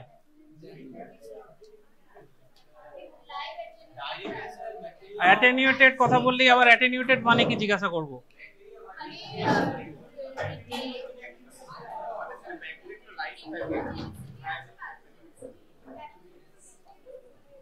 ডিস্ট্রয় করা হয়। তুই একটা কথা বললি, কি একটা কথা বললি? ইনঅ্যাক্টিভেট বলে একটা কথা বললি না, শুধু প্যাথোজেনেসিটিটাকে কমানো হয়। কি দিয়ে কমানো হয়? আবার অ্যাডজুভেন্ট। কোশ্চেন ইনভাইট করবি না সবসময়, না জানলে সেইখানেই স্টপ করে থাকবি। অ্যাডজুভেন্ট তো অন্য জিনিস হয়ে গেল। অ্যাডজুভেন্ট এক রকমের জিনিস, প্রিজারভেটিভ এক রকমের জিনিস, স্টেবিলাইজার এক রকমের জিনিস। তিনটে জিনিস লাগে ভ্যাকসিনের জন্য। তাহলে লাইভ ভ্যাকসিন কাকে বলে? লাইভ ভ্যাকসিন হচ্ছে অ্যাজ ইট ইজ ভাইরাস বা ব্যাকটেরিয়া যেটা আমাদের শরীরে কোনো ডিজিজ তৈরি করছে, সেইটাকে আমি নিয়ে আসবো, তার প্যাথোজেনিসিটিটাকে উইকেন করব কিছু একটা দিয়ে, মেনলি থায়োমার্সাল দেওয়া হয়, দিয়ে উইকেন করে দিলাম। তারপর সেটা আমি ইনজেক্ট করলাম। ইনজেক্ট করার জন্য কি হবে? অ্যান্টিজেন পেলো শরীর, অ্যান্টিবডি তৈরি করবে। এরপর অ্যান্টিবডি কি করে? মেমোরি সেল রেখে দেয়। লাইভ ভ্যাকসিনের এটা সুবিধে, মেমোরি সেল থাকে। তার মানে পরে যখন আবার ওই ডিজিজের অ্যান্টিজেনটা আমার শরীরে ঢুকবে, সঙ্গে সঙ্গে মেমোরি সেল প্রচুর পরিমাণে অ্যান্টিবডি তৈরি করবে। তাহলে লাইভ ভ্যাকসিনের কি কি সুবিধা? একটা সুবিধা হচ্ছে খুব পোটেন্ট। একটা চেয়ার নিয়ে আসতে হবে। খুব পোটেন্ট, ইউজুয়ালি খুব কম ডোজ লাগে, সাধারণত বুস্টার ডোজ বেশি লাগে না, লাগলেও একটা বা দুটো বুস্টারে হয়ে যায়। লাইভ লং ইমিউনিটি থাকে, অনেক দিন থাকে, অ্যাটলিস্ট 30 ইয়ার্স ইমিউনিটি থাকে, খুব ভালো রকমের ইমিউনিটি থাকে, আর মেমোরি সেল থাকে। উদাহরণ দেয় একটা লাইভ ভ্যাকসিনের, BCG, oral polio vaccine, measles vaccine, আর এগুলো এই তিনটে ন্যাশনাল ইমিউনাইজেশন শিডিউলে আছে, এনআইএসএ আছে। এনআইএসএ নেই এরকম একটা উদাহরণ দেয়, চিকেন পক্স ভ্যাকসিন, ভ্যারিসেলা, ঠিক আছে, লাইভ ভ্যাকসিন। লাইভ হলো। এবারে কিল্ড ভ্যাকসিন, কিল্ডে কি করব? কাকে মারবো? ব্যাকটেরিয়া হতে পারে, ভাইরাসও হতে পারে, ঠিক আছে, ওটাকে আমি ইনঅ্যাক্টিভেট করে দিলাম থায়োমার্সাল দিয়ে। নর্মালি ইনঅ্যাক্টিভেট ওটাও করে দেওয়া হয়, বা আরো বেশ কিছু আছে। ইনঅ্যাক্টিভেট করে দেওয়ার জন্য কি কি অসুবিধে, কি কি সুবিধে? মেমোরি সেল থাকলেও খুব কম থাকে, বুস্টার ডোজ প্রায় লাগবেই, শিওর বুস্টার ডোজ লাগবে, আর লিমিটেড টাইম ডিউরেশন থাকে ইনঅ্যাক্টিভেট ভ্যাকসিন, ইনঅ্যাক্টিভেটেড ভ্যাকসিনের। ইনঅ্যাক্টিভেটেড ভ্যাকসিনের উদাহরণ জাপানিজ এনসেফ্যালাইটিস। খুব ভালো কথা বললি। আগে জাপানিজ এনসেফ্যালাইটিসের যে ভ্যাকসিন ছিল সেটা কিন্তু লাইভ ভ্যাকসিন ছিল। এখন ইদানিংকালে যে ভ্যাকসিন, এটা ইনঅ্যাক্টিভেটেড ভ্যাকসিন। আমি ছবিটা হলে তোদের তিনটেই দেখাতাম, চারটেই দেখাতাম। আচ্ছা, আর রেবিস ইনঅ্যাক্টিভেটেড ভ্যাকসিন অবশ্যই, হ্যাঁ, কিন্তু এনআইএস এর শিডিউলের মধ্যে বল, রেবিস তো আর ন্যাশনাল ইমিউনাইজেশন শিডিউলে নেই। আইপিভি, আমি আইপিভিটাই শুনতে চাইছিলাম। তাহলে পোলিওই একমাত্র ভ্যাকসিন যেটার একটা ওরাল যেটা, সেটা লাইভ, কিল্ড হচ্ছে আইপিভি। আইপিভিতে কটা স্ট্রেন থাকে? দুটো। কি কি থাকে? 1 আর 3। কেন 2 থাকে না? কতদিন থেকে নেই? 11 থেকে নেই। হ্যাঁ, তাহলে কি জন্য আইপিভি কে ইন্ট্রোডিউস করা হয়েছে? আইপিভি কেন দেওয়া হয়? ওপিভির মধ্যেও তো 1 আছে, 3 আছে। আমি বলছি ওপিভি ভালো ভ্যাকসিন, লাইভ ভ্যাকসিন, ওর ক্ষমতা বেশি, আবার আইপিভিও কেন দিতে হবে?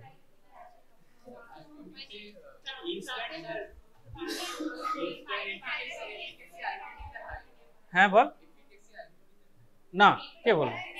ও আমি নিজেই বলছি লাইভ ভ্যাকসিনের ক্ষমতা বেশি, লাইভ ভ্যাকসিন বেশি দিন থাকে। তাহলে এই কোশ্চেনটা মাথায় আসেনি কেন? হ্যাঁ, সে তো ওপিভি তেও নেই। হ্যাঁ, সেকেন্ড না, ধীরে, হ্যাঁ বল বল বল বল, এই তো কথা বলেছে একটা। হ্যাঁ, লাইভ ভ্যাকসিনের একটা মেন অসুবিধে কি? সেখান থেকে ডিজিজ হতে পারে। তাহলে ভ্যাকসিন ডিরাইভ পোলিও মাইলাইটিস হতে পারে ওপিভি থেকে, খুব কম কিন্তু হতে পারে। সেইটা প্রিভেন্ট করার জন্য আইপিভি দেওয়া হয়। ধীরে ধীরে ওপিভি বন্ধ করে দেওয়া হবে, শুধু আইপিভি থাকবে। সেই জন্য এটা রোল আউট হবে এইভাবে। এটা মনে রাখবি, ওপিভির এটা অসুবিধে একটা, খুব কম হয় কিন্তু হয়। আচ্ছা, এরপরে ওই 3টে ভ্যাকসিন হলো। আর কি কি ভ্যাকসিন আছে? লাইভ আছে, কিল্ড আছে, আর কনজুগেট আর পলিস্যাকারাইডটা নিয়ে একটু পরে আসি। তার আগে বল, টক্সয়েড ভ্যাকসিন একটা আছে আমাদের, আজকে টক্সয়েডের পার্ট আছে। টক্সয়েড ভ্যাকসিন কিভাবে তৈরি হয়? ভেরি গুড, টক্সিনটা থেকে তৈরি হয়।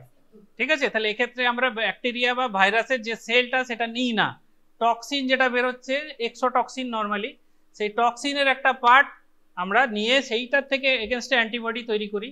তাহলে সেই ইনজেক্ট যদি আমার শরীরে করা হয় বা কারো শরীরে করা হয়, তাহলে কি করবে, সেই ব্যাকটেরিয়া যখন ঢুকবে বা ভাইরাস যখন ঢুকবে, যখনই ওই টক্সিনটা রিলিজ করবে অ্যান্টিবডি তৈরি হবে, টক্সিনটাকে নিউট্রালাইজ করবে, ভ্যাকসিন ওই ভাইরাসটাকে বা ব্যাকটেরিয়াটাকে নয়। মেন ডিফারেন্স, ভাইরাস বা ব্যাকটেরিয়া তো নিজের থেকেই চলে যাবে, আমি টক্সিনটাকে নিউট্রালাইজ করব।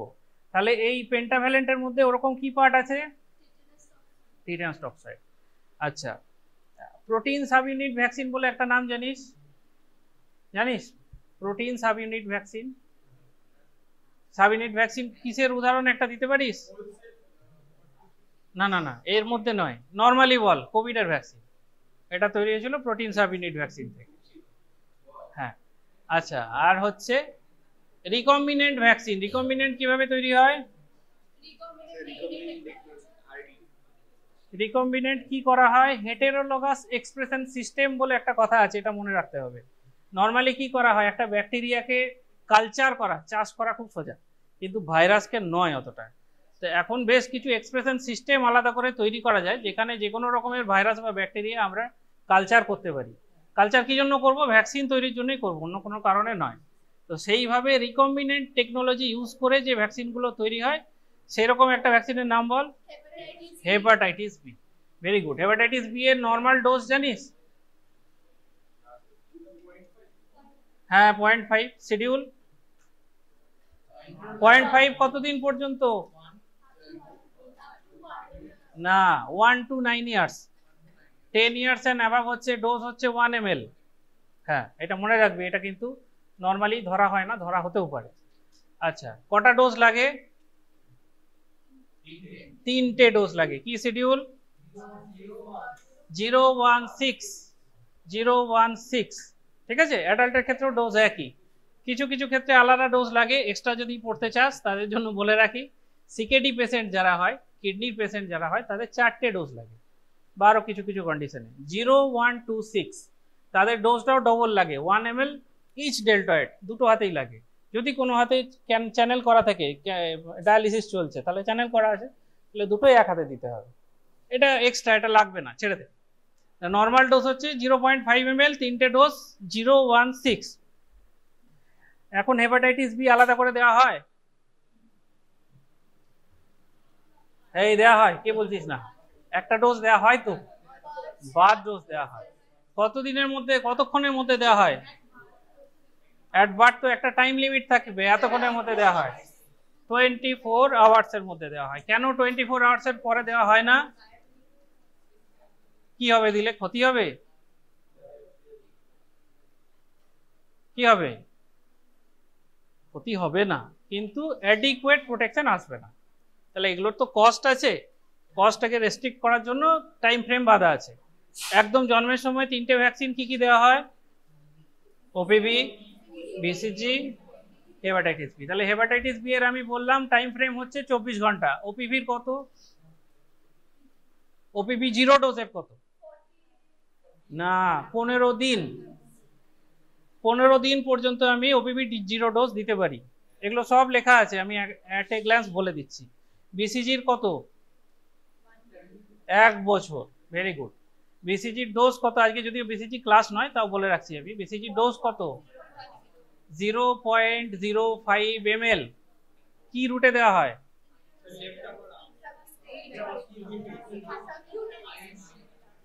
সাবকিউটেনিয়াস, খুব ভুল কথা।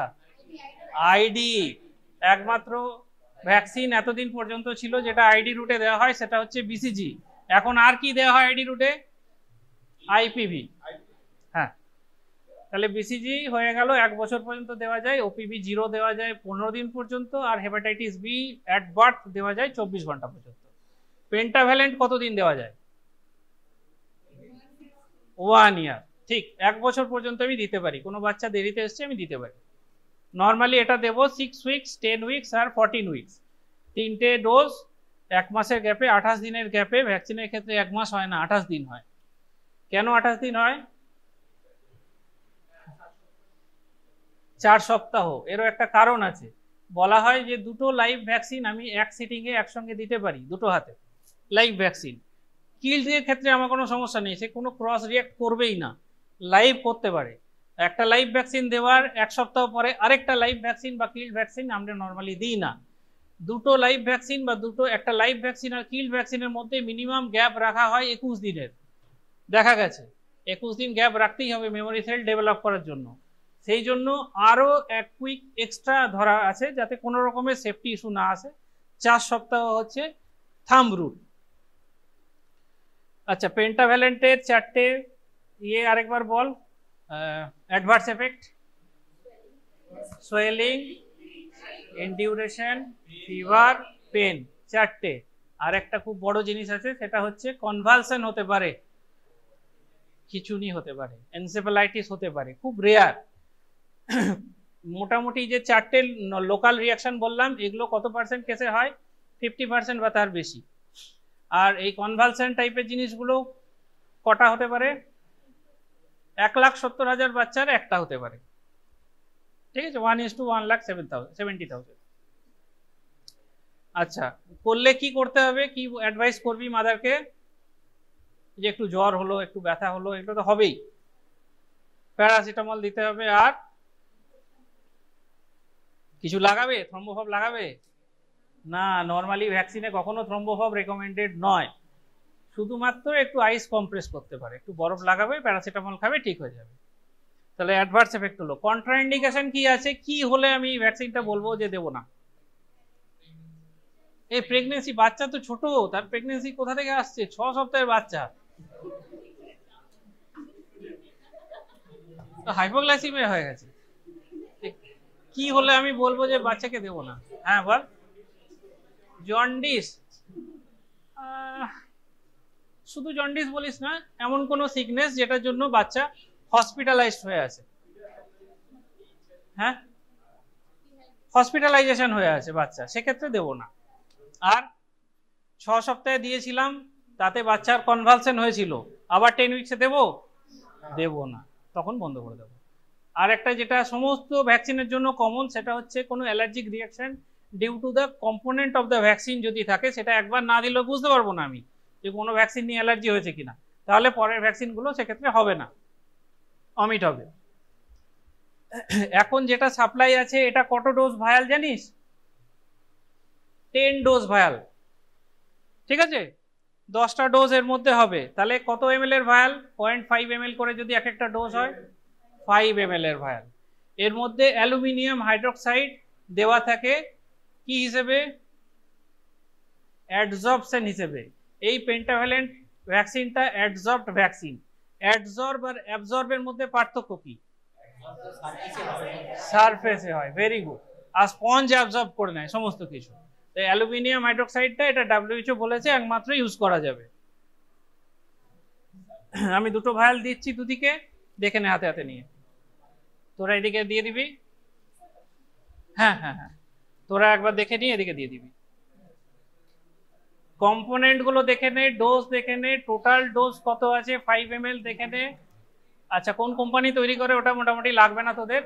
আর উল্টো দিকে প্রিজারভেটিভ গুলো দেওয়া আছে, দেখ, অ্যালুমিনিয়াম জেল দেওয়া আছে, থায়োমার্সাল দেওয়া আছে। BCG একটাতে থাকে মিজলস।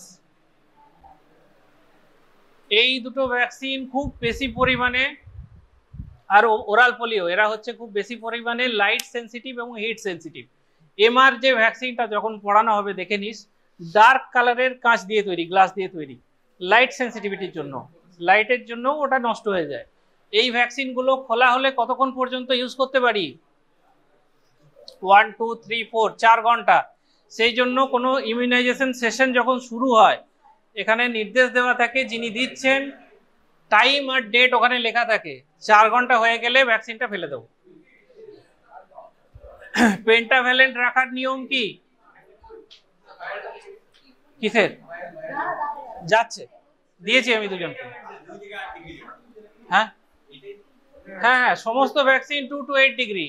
তাহলে একটা রুটিন ইমিউনাইজেশন সেশনে পেনটা খুলে কোথায় রাখা হবে? এখানে রাখা হবে, ডাইরেক্ট কন্ট্যাক্টে নয়। ঠিক আছে, এই যে পেন্টাভ্যালেন্ট ভ্যাকসিন একটা খুললে আমি কতদিন ইউজ করতে পারি?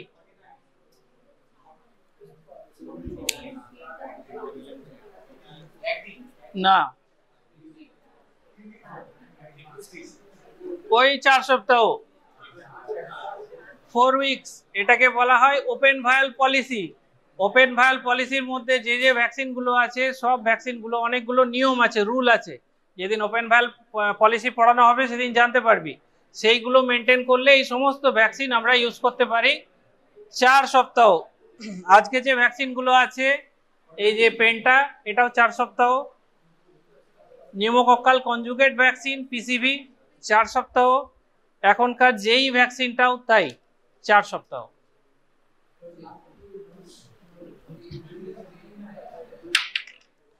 রোটা ভাইরাস ভ্যাকসিন, এটা কতদিন ইউজ করতে পারি?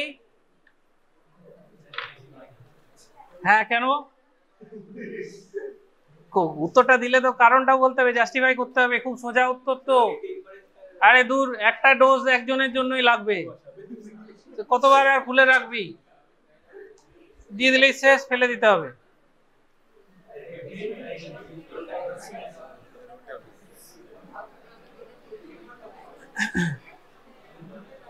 আচ্ছা, পেনটা দেখতে দেখতেই তাহলে আমি পরেরটা শুরু করি, তারপরে আমি দিয়ে দেবো সবগুলো দেখতে। হ্যাঁ, এর পরেরটা হচ্ছে পিসিভি, নিউমোকক্কাল কনজুগেট ভ্যাকসিন। এতে কি থাকে? নিউমোকক্কাল কনজুগেট ভ্যাকসিনে কি কি থাকে? স্ট্রেন গুলো নাম জানিস? অনেকগুলো আছে। ফার্স্টে এই এতক্ষণ পর্যন্ত আমি কনজুগেট আর পলিস্যাকারাইডের পার্থক্য বলিনি, এবারে বলবো। যে ভ্যাকসিনটা ন্যাশনাল ইমিউনাইজেশন শিডিউলে ব্যবহার করা হয় সেটা হচ্ছে পিসিবি 10 ভ্যালেন্ট ভ্যাকসিন। ঠিক আছে? কি কি ভ্যালেন্ট আছে 10 ভ্যালেন্টের মধ্যে বলছি আমি, দাঁড়া। দেখ, 1 লিখে নে, 1, 5, 9V, 14, 19A, 19F, 23F, 7F, 6A, 6B। কটা হলো? 10টা। এই জন্য এটা 10 ভ্যালেন্ট ভ্যাকসিন। কেন 10 ভ্যালেন্ট ভ্যাকসিন ইউজ করা হয় ন্যাশনাল ইমিউনাইজেশন শিডিউলে? 10 তো সাফিসিয়েন্ট নয়। কারণ হচ্ছে পিসিবি 13 যে ভ্যাকসিনটা পাওয়া যায়, প্রিভেনার 13 নাম,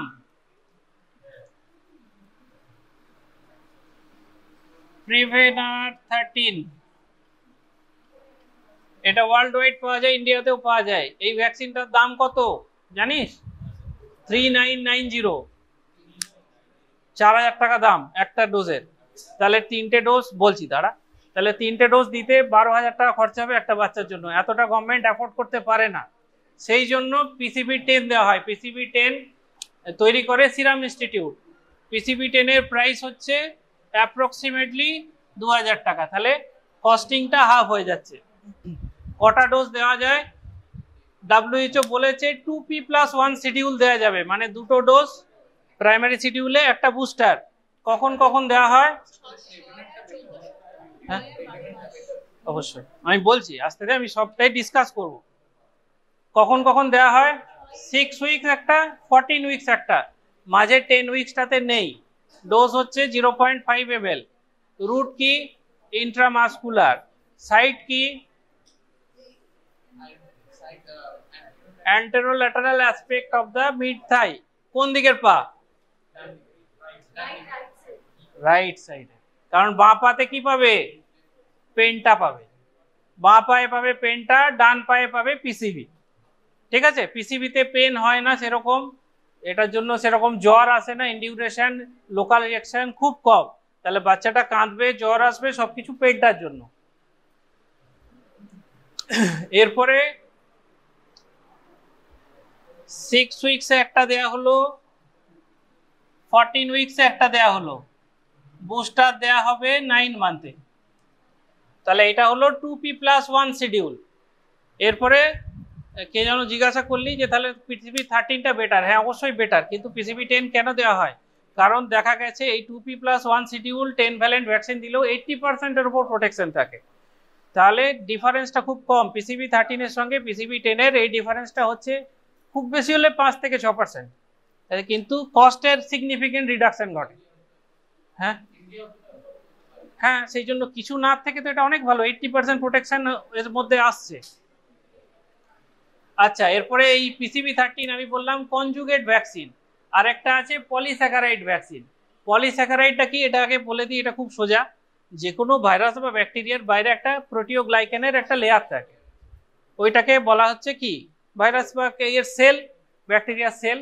ওখান থেকে আমি যদি একটা ফ্র্যাগমেন্ট তুলে আনি পলিস্যাকারাইডে, সেইখান থেকে যে ভ্যাকসিনটা বানাবো, সেই ভ্যাকসিনটার থেকে যে অ্যান্টিবডি তৈরি হবে সেটা হচ্ছে ভ্যাকসিন, পলিস্যাকারাইড ভ্যাকসিন। পলিস্যাকারাইড ভ্যাকসিনের একটা মেজর ড্রব্যাক আছে। কি ড্রব্যাক আছে? 2 বছরের নিচে পলিস্যাকারাইড ভ্যাকসিন ভালো কাজ করে না। কেন কাজ করে না? লেস দেন 2 ইয়ার্সে, মানে বাচ্চাদের ক্ষেত্রে, আমরা তো ন্যাশনাল ইমিউনাইজেশন শিডিউলের কথা বলছি, এখানে পলিস্যাকারাইড ভ্যাকসিন লেস এফেক্টিভ। কারণ স্প্লিনে কিছু বি সেল থাকে, সেই B cell related antibody production লাগে, সেটা 2 বছরের আগে বাচ্চার ম্যাচিওর করবে না, তাহলে মেমোরি সেল, অ্যান্টিবডি কিছুই তৈরি হবে না।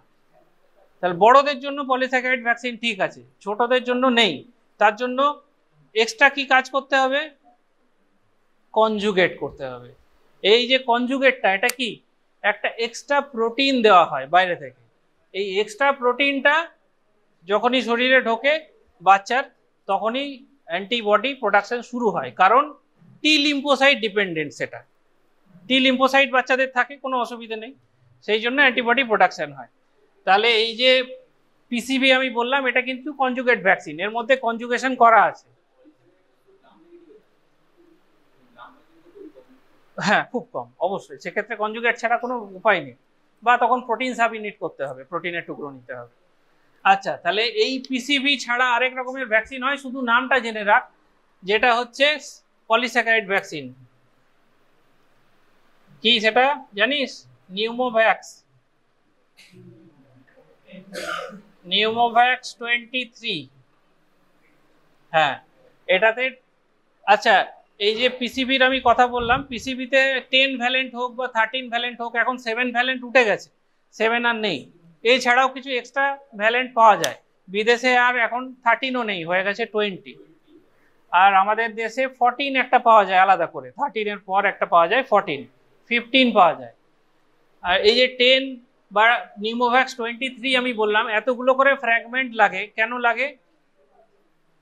ওই একই সেরোটাইপ প্রচুর আছে ভাইরাসের।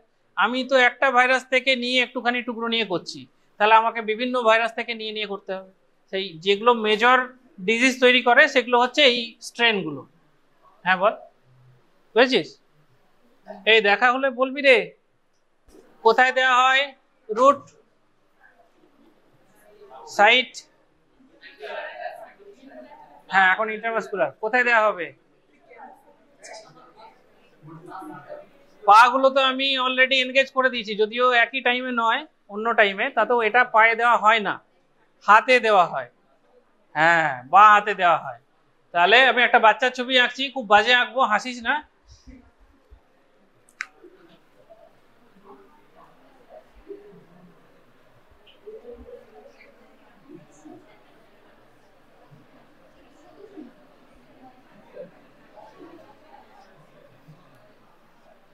এইটাতে কি দেওয়া হবে? পায়ে লেফট সাইডে কি দেওয়া হবে? হ্যাঁ, পেন্টা, ভেরি গুড। রাইটে পিসিবি, বাঁ হাতে যেই। আজকে এগুলো পড়া আছে, তার মধ্যে জিজ্ঞাসা করছি যেই। আর রোটাটা তো খাওয়ানো হবে। আচ্ছা, জেইর কি কি সাইড এফেক্ট আছে? অ্যাডভার্স এফেক্ট, র্যাশ খুব একটা বলিস না, এতে খুব একটা র্যাশ হয় না। হ্যাঁ, মিজলসে বেশি হয় র্যাশ। হ্যাঁ, ইনডিউরেশন, পেন, এইগুলোই। পেনটার ক্ষেত্রে শুধু মনে রাখবি কনভালশন, নিউরোলজিক্যাল সাইন্স কিছু আছে, রেইস সিনড্রোম হতে পারে পেনটার ক্ষেত্রে। হ্যাঁ, অন্যগুলোতে নেই।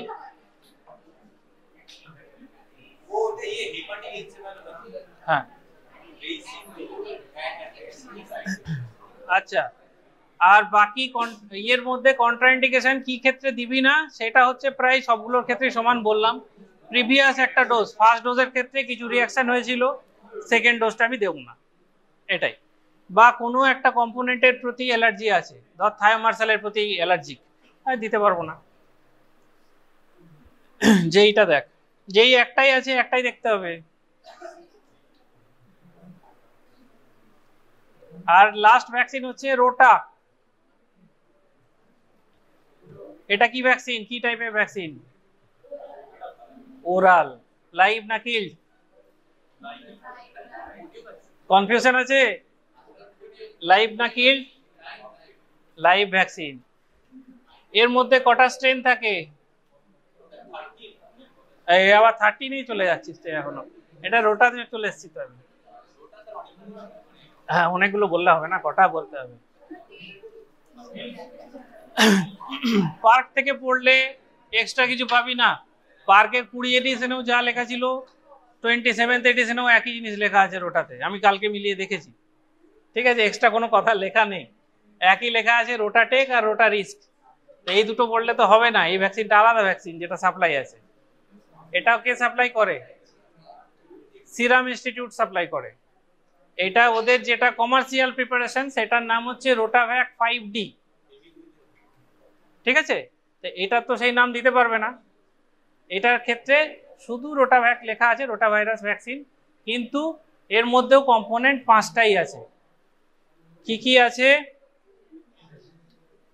G1, G2, G3, G4 আর G9।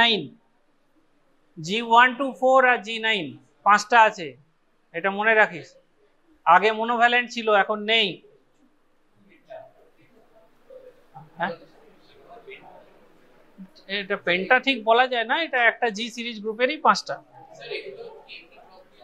বলছি। এর ডোজ কত? না, 2.5 নয়, আর 0.1। এটা তোর দেখে 0.1 মনে হচ্ছে, এতটা আছে তো। হ্যাঁ, ভেরি গুড, তাও দেখে এর একটা আন্দাজ আছে, 2-3 ml আছে বলেছে, এটা 2 ml। ঠিক আছে, রাফলি 5 ড্রপস। পোলিওর ক্ষেত্রে কটা ড্রপ দিই আমরা? 2 ড্রপস। আর এটার ক্ষেত্রে 5 ড্রপস, পুরোটাই দিয়ে দেবো। আগে যেটা ছিল একটা অয়েল টাইপের ব্যাপার ছিল, একটু ঠিক থাকতো, কিছুটা লেগে থাকতো, এখন সেই সব সমস্যা মিটে গেছে, পুরোটাই খাওয়ানো যায় এবং টেস্ট যথেষ্ট ভালো, বাচ্চারা অ্যাকসেপ্ট করে। আচ্ছা, এই যে ভ্যাকসিনটা বললাম, এটার ক্ষেত্রে অ্যাডভার্স এফেক্ট কি আছে? ওরা রোটা ভাইরাস ও ফিভার পেন বলছিস, পেন কোথা থেকে হবে মুখে খেলে?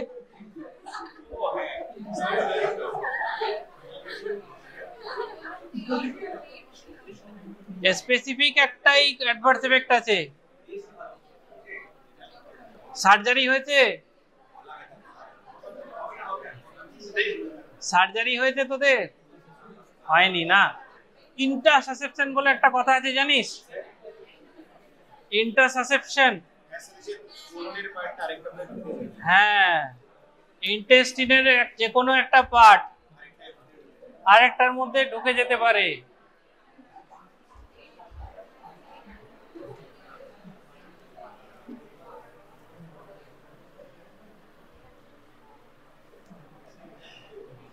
ইন্টারসাসেপশন, ধর ইন্টেস্টিনটা এরকম ভাবে ফোল্ড খেয়ে ওপর পার্টে ঢুকে গেছে, খুব একটা এমার্জেন্সি কন্ডিশন, ওটি লাগবেই, নাহলে বাচ্চাকে বাঁচানো যাবে না। তো এইরকম ইন্টারসাসেপশন খুব রেয়ার, কিন্তু হতে পারে এই রোটা ভাইরাস ভ্যাকসিন থেকে। সিমিলারলি কোনো বাচ্চার কোনো কারণে ইন্টারসাসেপশন হয়েছে, তার জন্য তাকে ওটি করতে হয়েছে, সেই বাচ্চাকে আর দেয়া যাবে না। ড্রপটা গিয়ে ইন্টেস্টাইনে কিছু হবে না। এটার একটা অ্যাডভার্স এফেক্ট হচ্ছে, যেরকম ফিভার পেন হয়, এর ক্ষেত্রে খুব রেয়ার, যেরকম বললাম 1:1,70,000 বাচ্চার কনভালশন হতে পারে, সেরকম তার থেকেও বেশি রেয়ার একটা বাচ্চার ইন্টারসাসেপশন হতে পারে। ইন্টারসাসেপশন মানে একটা, ও যে ইন্টেস্টিনটা গেছে, ইন্টেস্টিনেরই নিজের একটা পার্ট ফোল্ড খেয়ে আরেকটা পার্টে ঢুকে যাবে নিজেরই মধ্যে। যেরকম আমি দেখিয়েছি, ফোল্ড খেয়ে ঢুকে গেছে, তাহলে এক্ষেত্রে একদম ইন্টেস্টিনাল অবস্ট্রাকশন হয়ে যায়, এমার্জেন্সি কন্ডিশন, ওটি করতে হবে। কোনো বাচ্চার নিজের থেকে ইন্টারসাসপেশন হয়েছে, এটা একটা এন্টিটি, একটা ডিজিজ, তাকে অপারেশন করতে হয়েছে, ইররেসপেক্টিভ অফ রোটাভাইরাস ভ্যাকসিন, সেই বাচ্চাকেও এটা দেয়া যাবে না। সিমিলারলি একই রকম ভাবে একটা বাচ্চার কনভালসেন সিজার ডিসঅর্ডার আছে, খিচুনির রোগ আছে ছোট থেকে, তাকেও পেন্টাভ্যালেন্ট দেওয়া যাবে না, ঠিক আছে নর্মালি। তাহলে পেন্টাভ্যালেন্ট দেওয়া যাবে না, তো কি দেবো?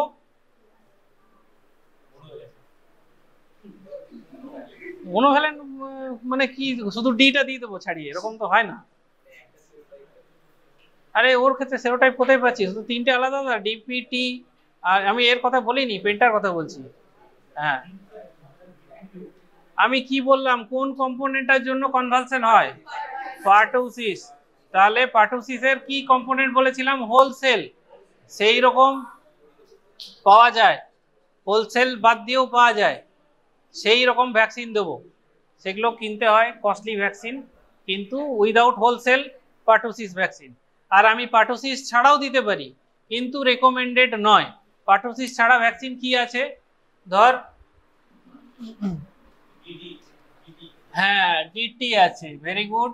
হেপাটাইটিস বি আমি আলাদা করে পাবো, তাহলে বাচ্চাকে আমি এইটা দিতে পারি, কিন্তু হিপ দিতে পারবো না। আলাদা করে হিপ আর এখন পাওয়া যায় না, আগে পাওয়া যেত।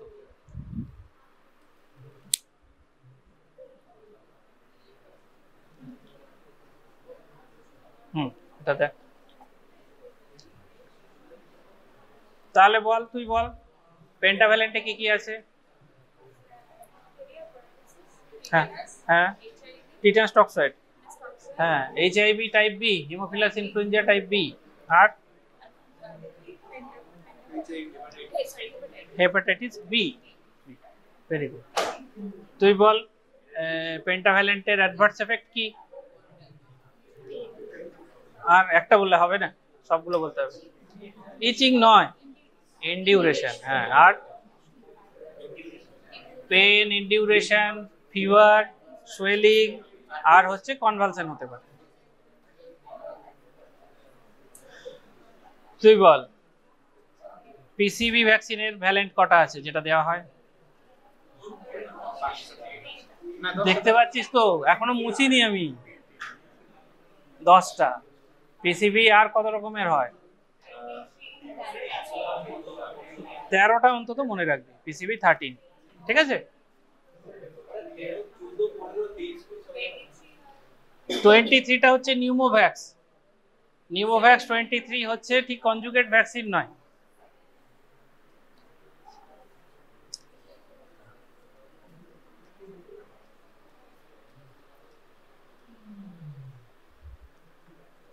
আচ্ছা, আর কি কোশ্চেন আছে বলতো? মনে কর প্রত্যেকটার composition, route, site, adverse effect, contraindication আর স্ট্রেন মনে রাখতে হবে। তাহলে জাপানিজ এনসেফ্যালাইটিসের কি বললাম আমি? ভ্যাকসিনটা স্ট্রেন SA14-14-2। হ্যাঁ, আচ্ছা, ভ্যাকসিন ভায়াল মনিটর বলে একটা জিনিস আছে, জানিস তো কি সেটা?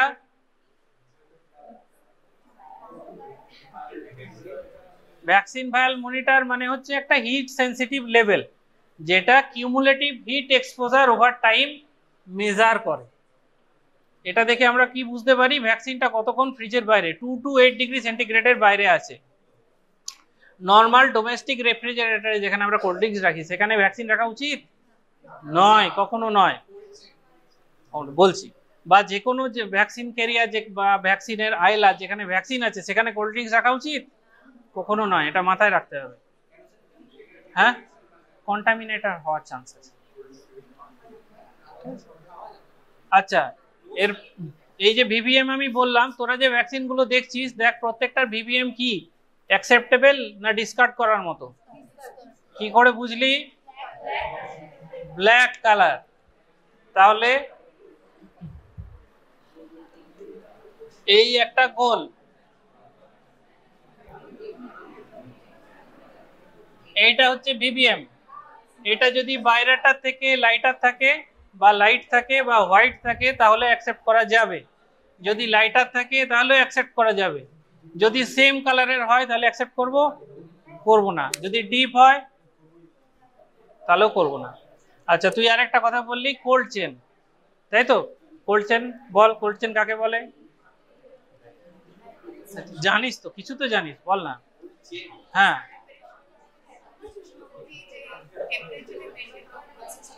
ঠিক, এটাকে আরেকটু গুছিয়ে বলতে হবে, তুই জিনিসটা ঠিক বলেছিস। কোল্ড চেন কাকে বলে? ট্রান্সপোর্ট শুধু নয়, একদম ভ্যাকসিন ম্যানুফ্যাকচার থেকে শুরু করে অ্যাকচুয়াল ভ্যাকসিনেশন সাইট পর্যন্ত, ফ্রম টপ টু টো। হয়ে গেছে, পেছন পর্যন্ত হয়ে গেছে দেখা। এই যে 2 to 8 ডিগ্রি সেন্টিগ্রেডে ভ্যাকসিনগুলো ট্রান্সফার করা হয় সেইটাকে বলা হয় কোল্ড চেন। এইখানেই আরেকটা কোশ্চেন আসবে, রিভার্স কোল্ড চেন কাকে বলে?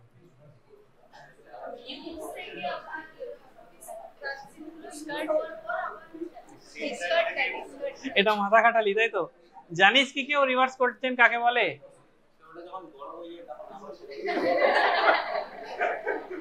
না না, পোলিও পড়ানো হয়েছে? পোলিও হয়নি, পোলিও হলে জেনে যাবি। খুব সহজেই ভেবে দেখ না, ভ্যাকসিন শেষ হয়ে যাওয়ার পরে আমি সেটাকে বায়োমেডিক্যাল ওয়েস্টে দেবো, আবার ম্যানুফ্যাকচারের কাছে কেন পাঠাবো? ওরকম যায় না। হ্যাঁ, কিছু রুলস আছে, যেমন ভ্যাকসিন ভায়াল ইউজ হওয়ার পরে 48 আওয়ার্স, 2 দিন পর্যন্ত ভ্যাকসিন ভায়ালটাকে প্রিজার্ভ করতে হয়। প্রিজার্ভ করতে হয় বলতে কোথাও রাখতে হয় না, যে জায়গাগুলোতে ভ্যাকসিন ভায়াল থাকে সেখানে রাখা থাকে। কেন রাখা থাকে? Very good. অ্যাডভার্স রিঅ্যাকশনটাকে কি বলে? AEFI ফুল ফর্ম কি? ডেফিনেশন?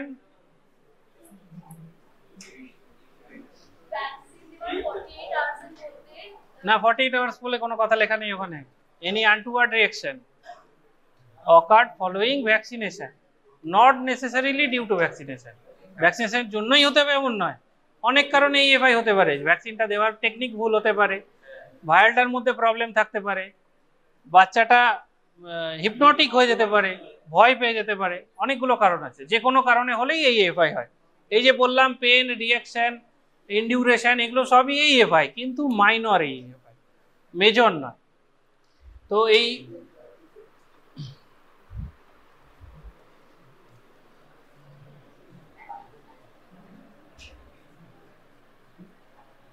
পোলিওর ক্ষেত্রে আমি রিভার্স কোল্ড চেন বলছিলাম।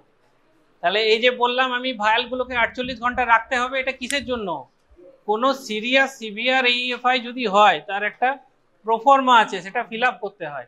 তখন দেখতে হবে ওই ব্যাচ নাম্বারের ভ্যাকসিন থেকে হয়েছে, অন্য বাচ্চাদের হয়েছে কিনা, সেই জন্য 48 ঘন্টা রাখতে হয়। আচ্ছা, এরপরে পোলিওর ক্ষেত্রে পোলিও কিভাবে সার্ভাইলেন্স হয় জানিস? আমি তো এখন বলছি পোলিও কেস একটাও নেই,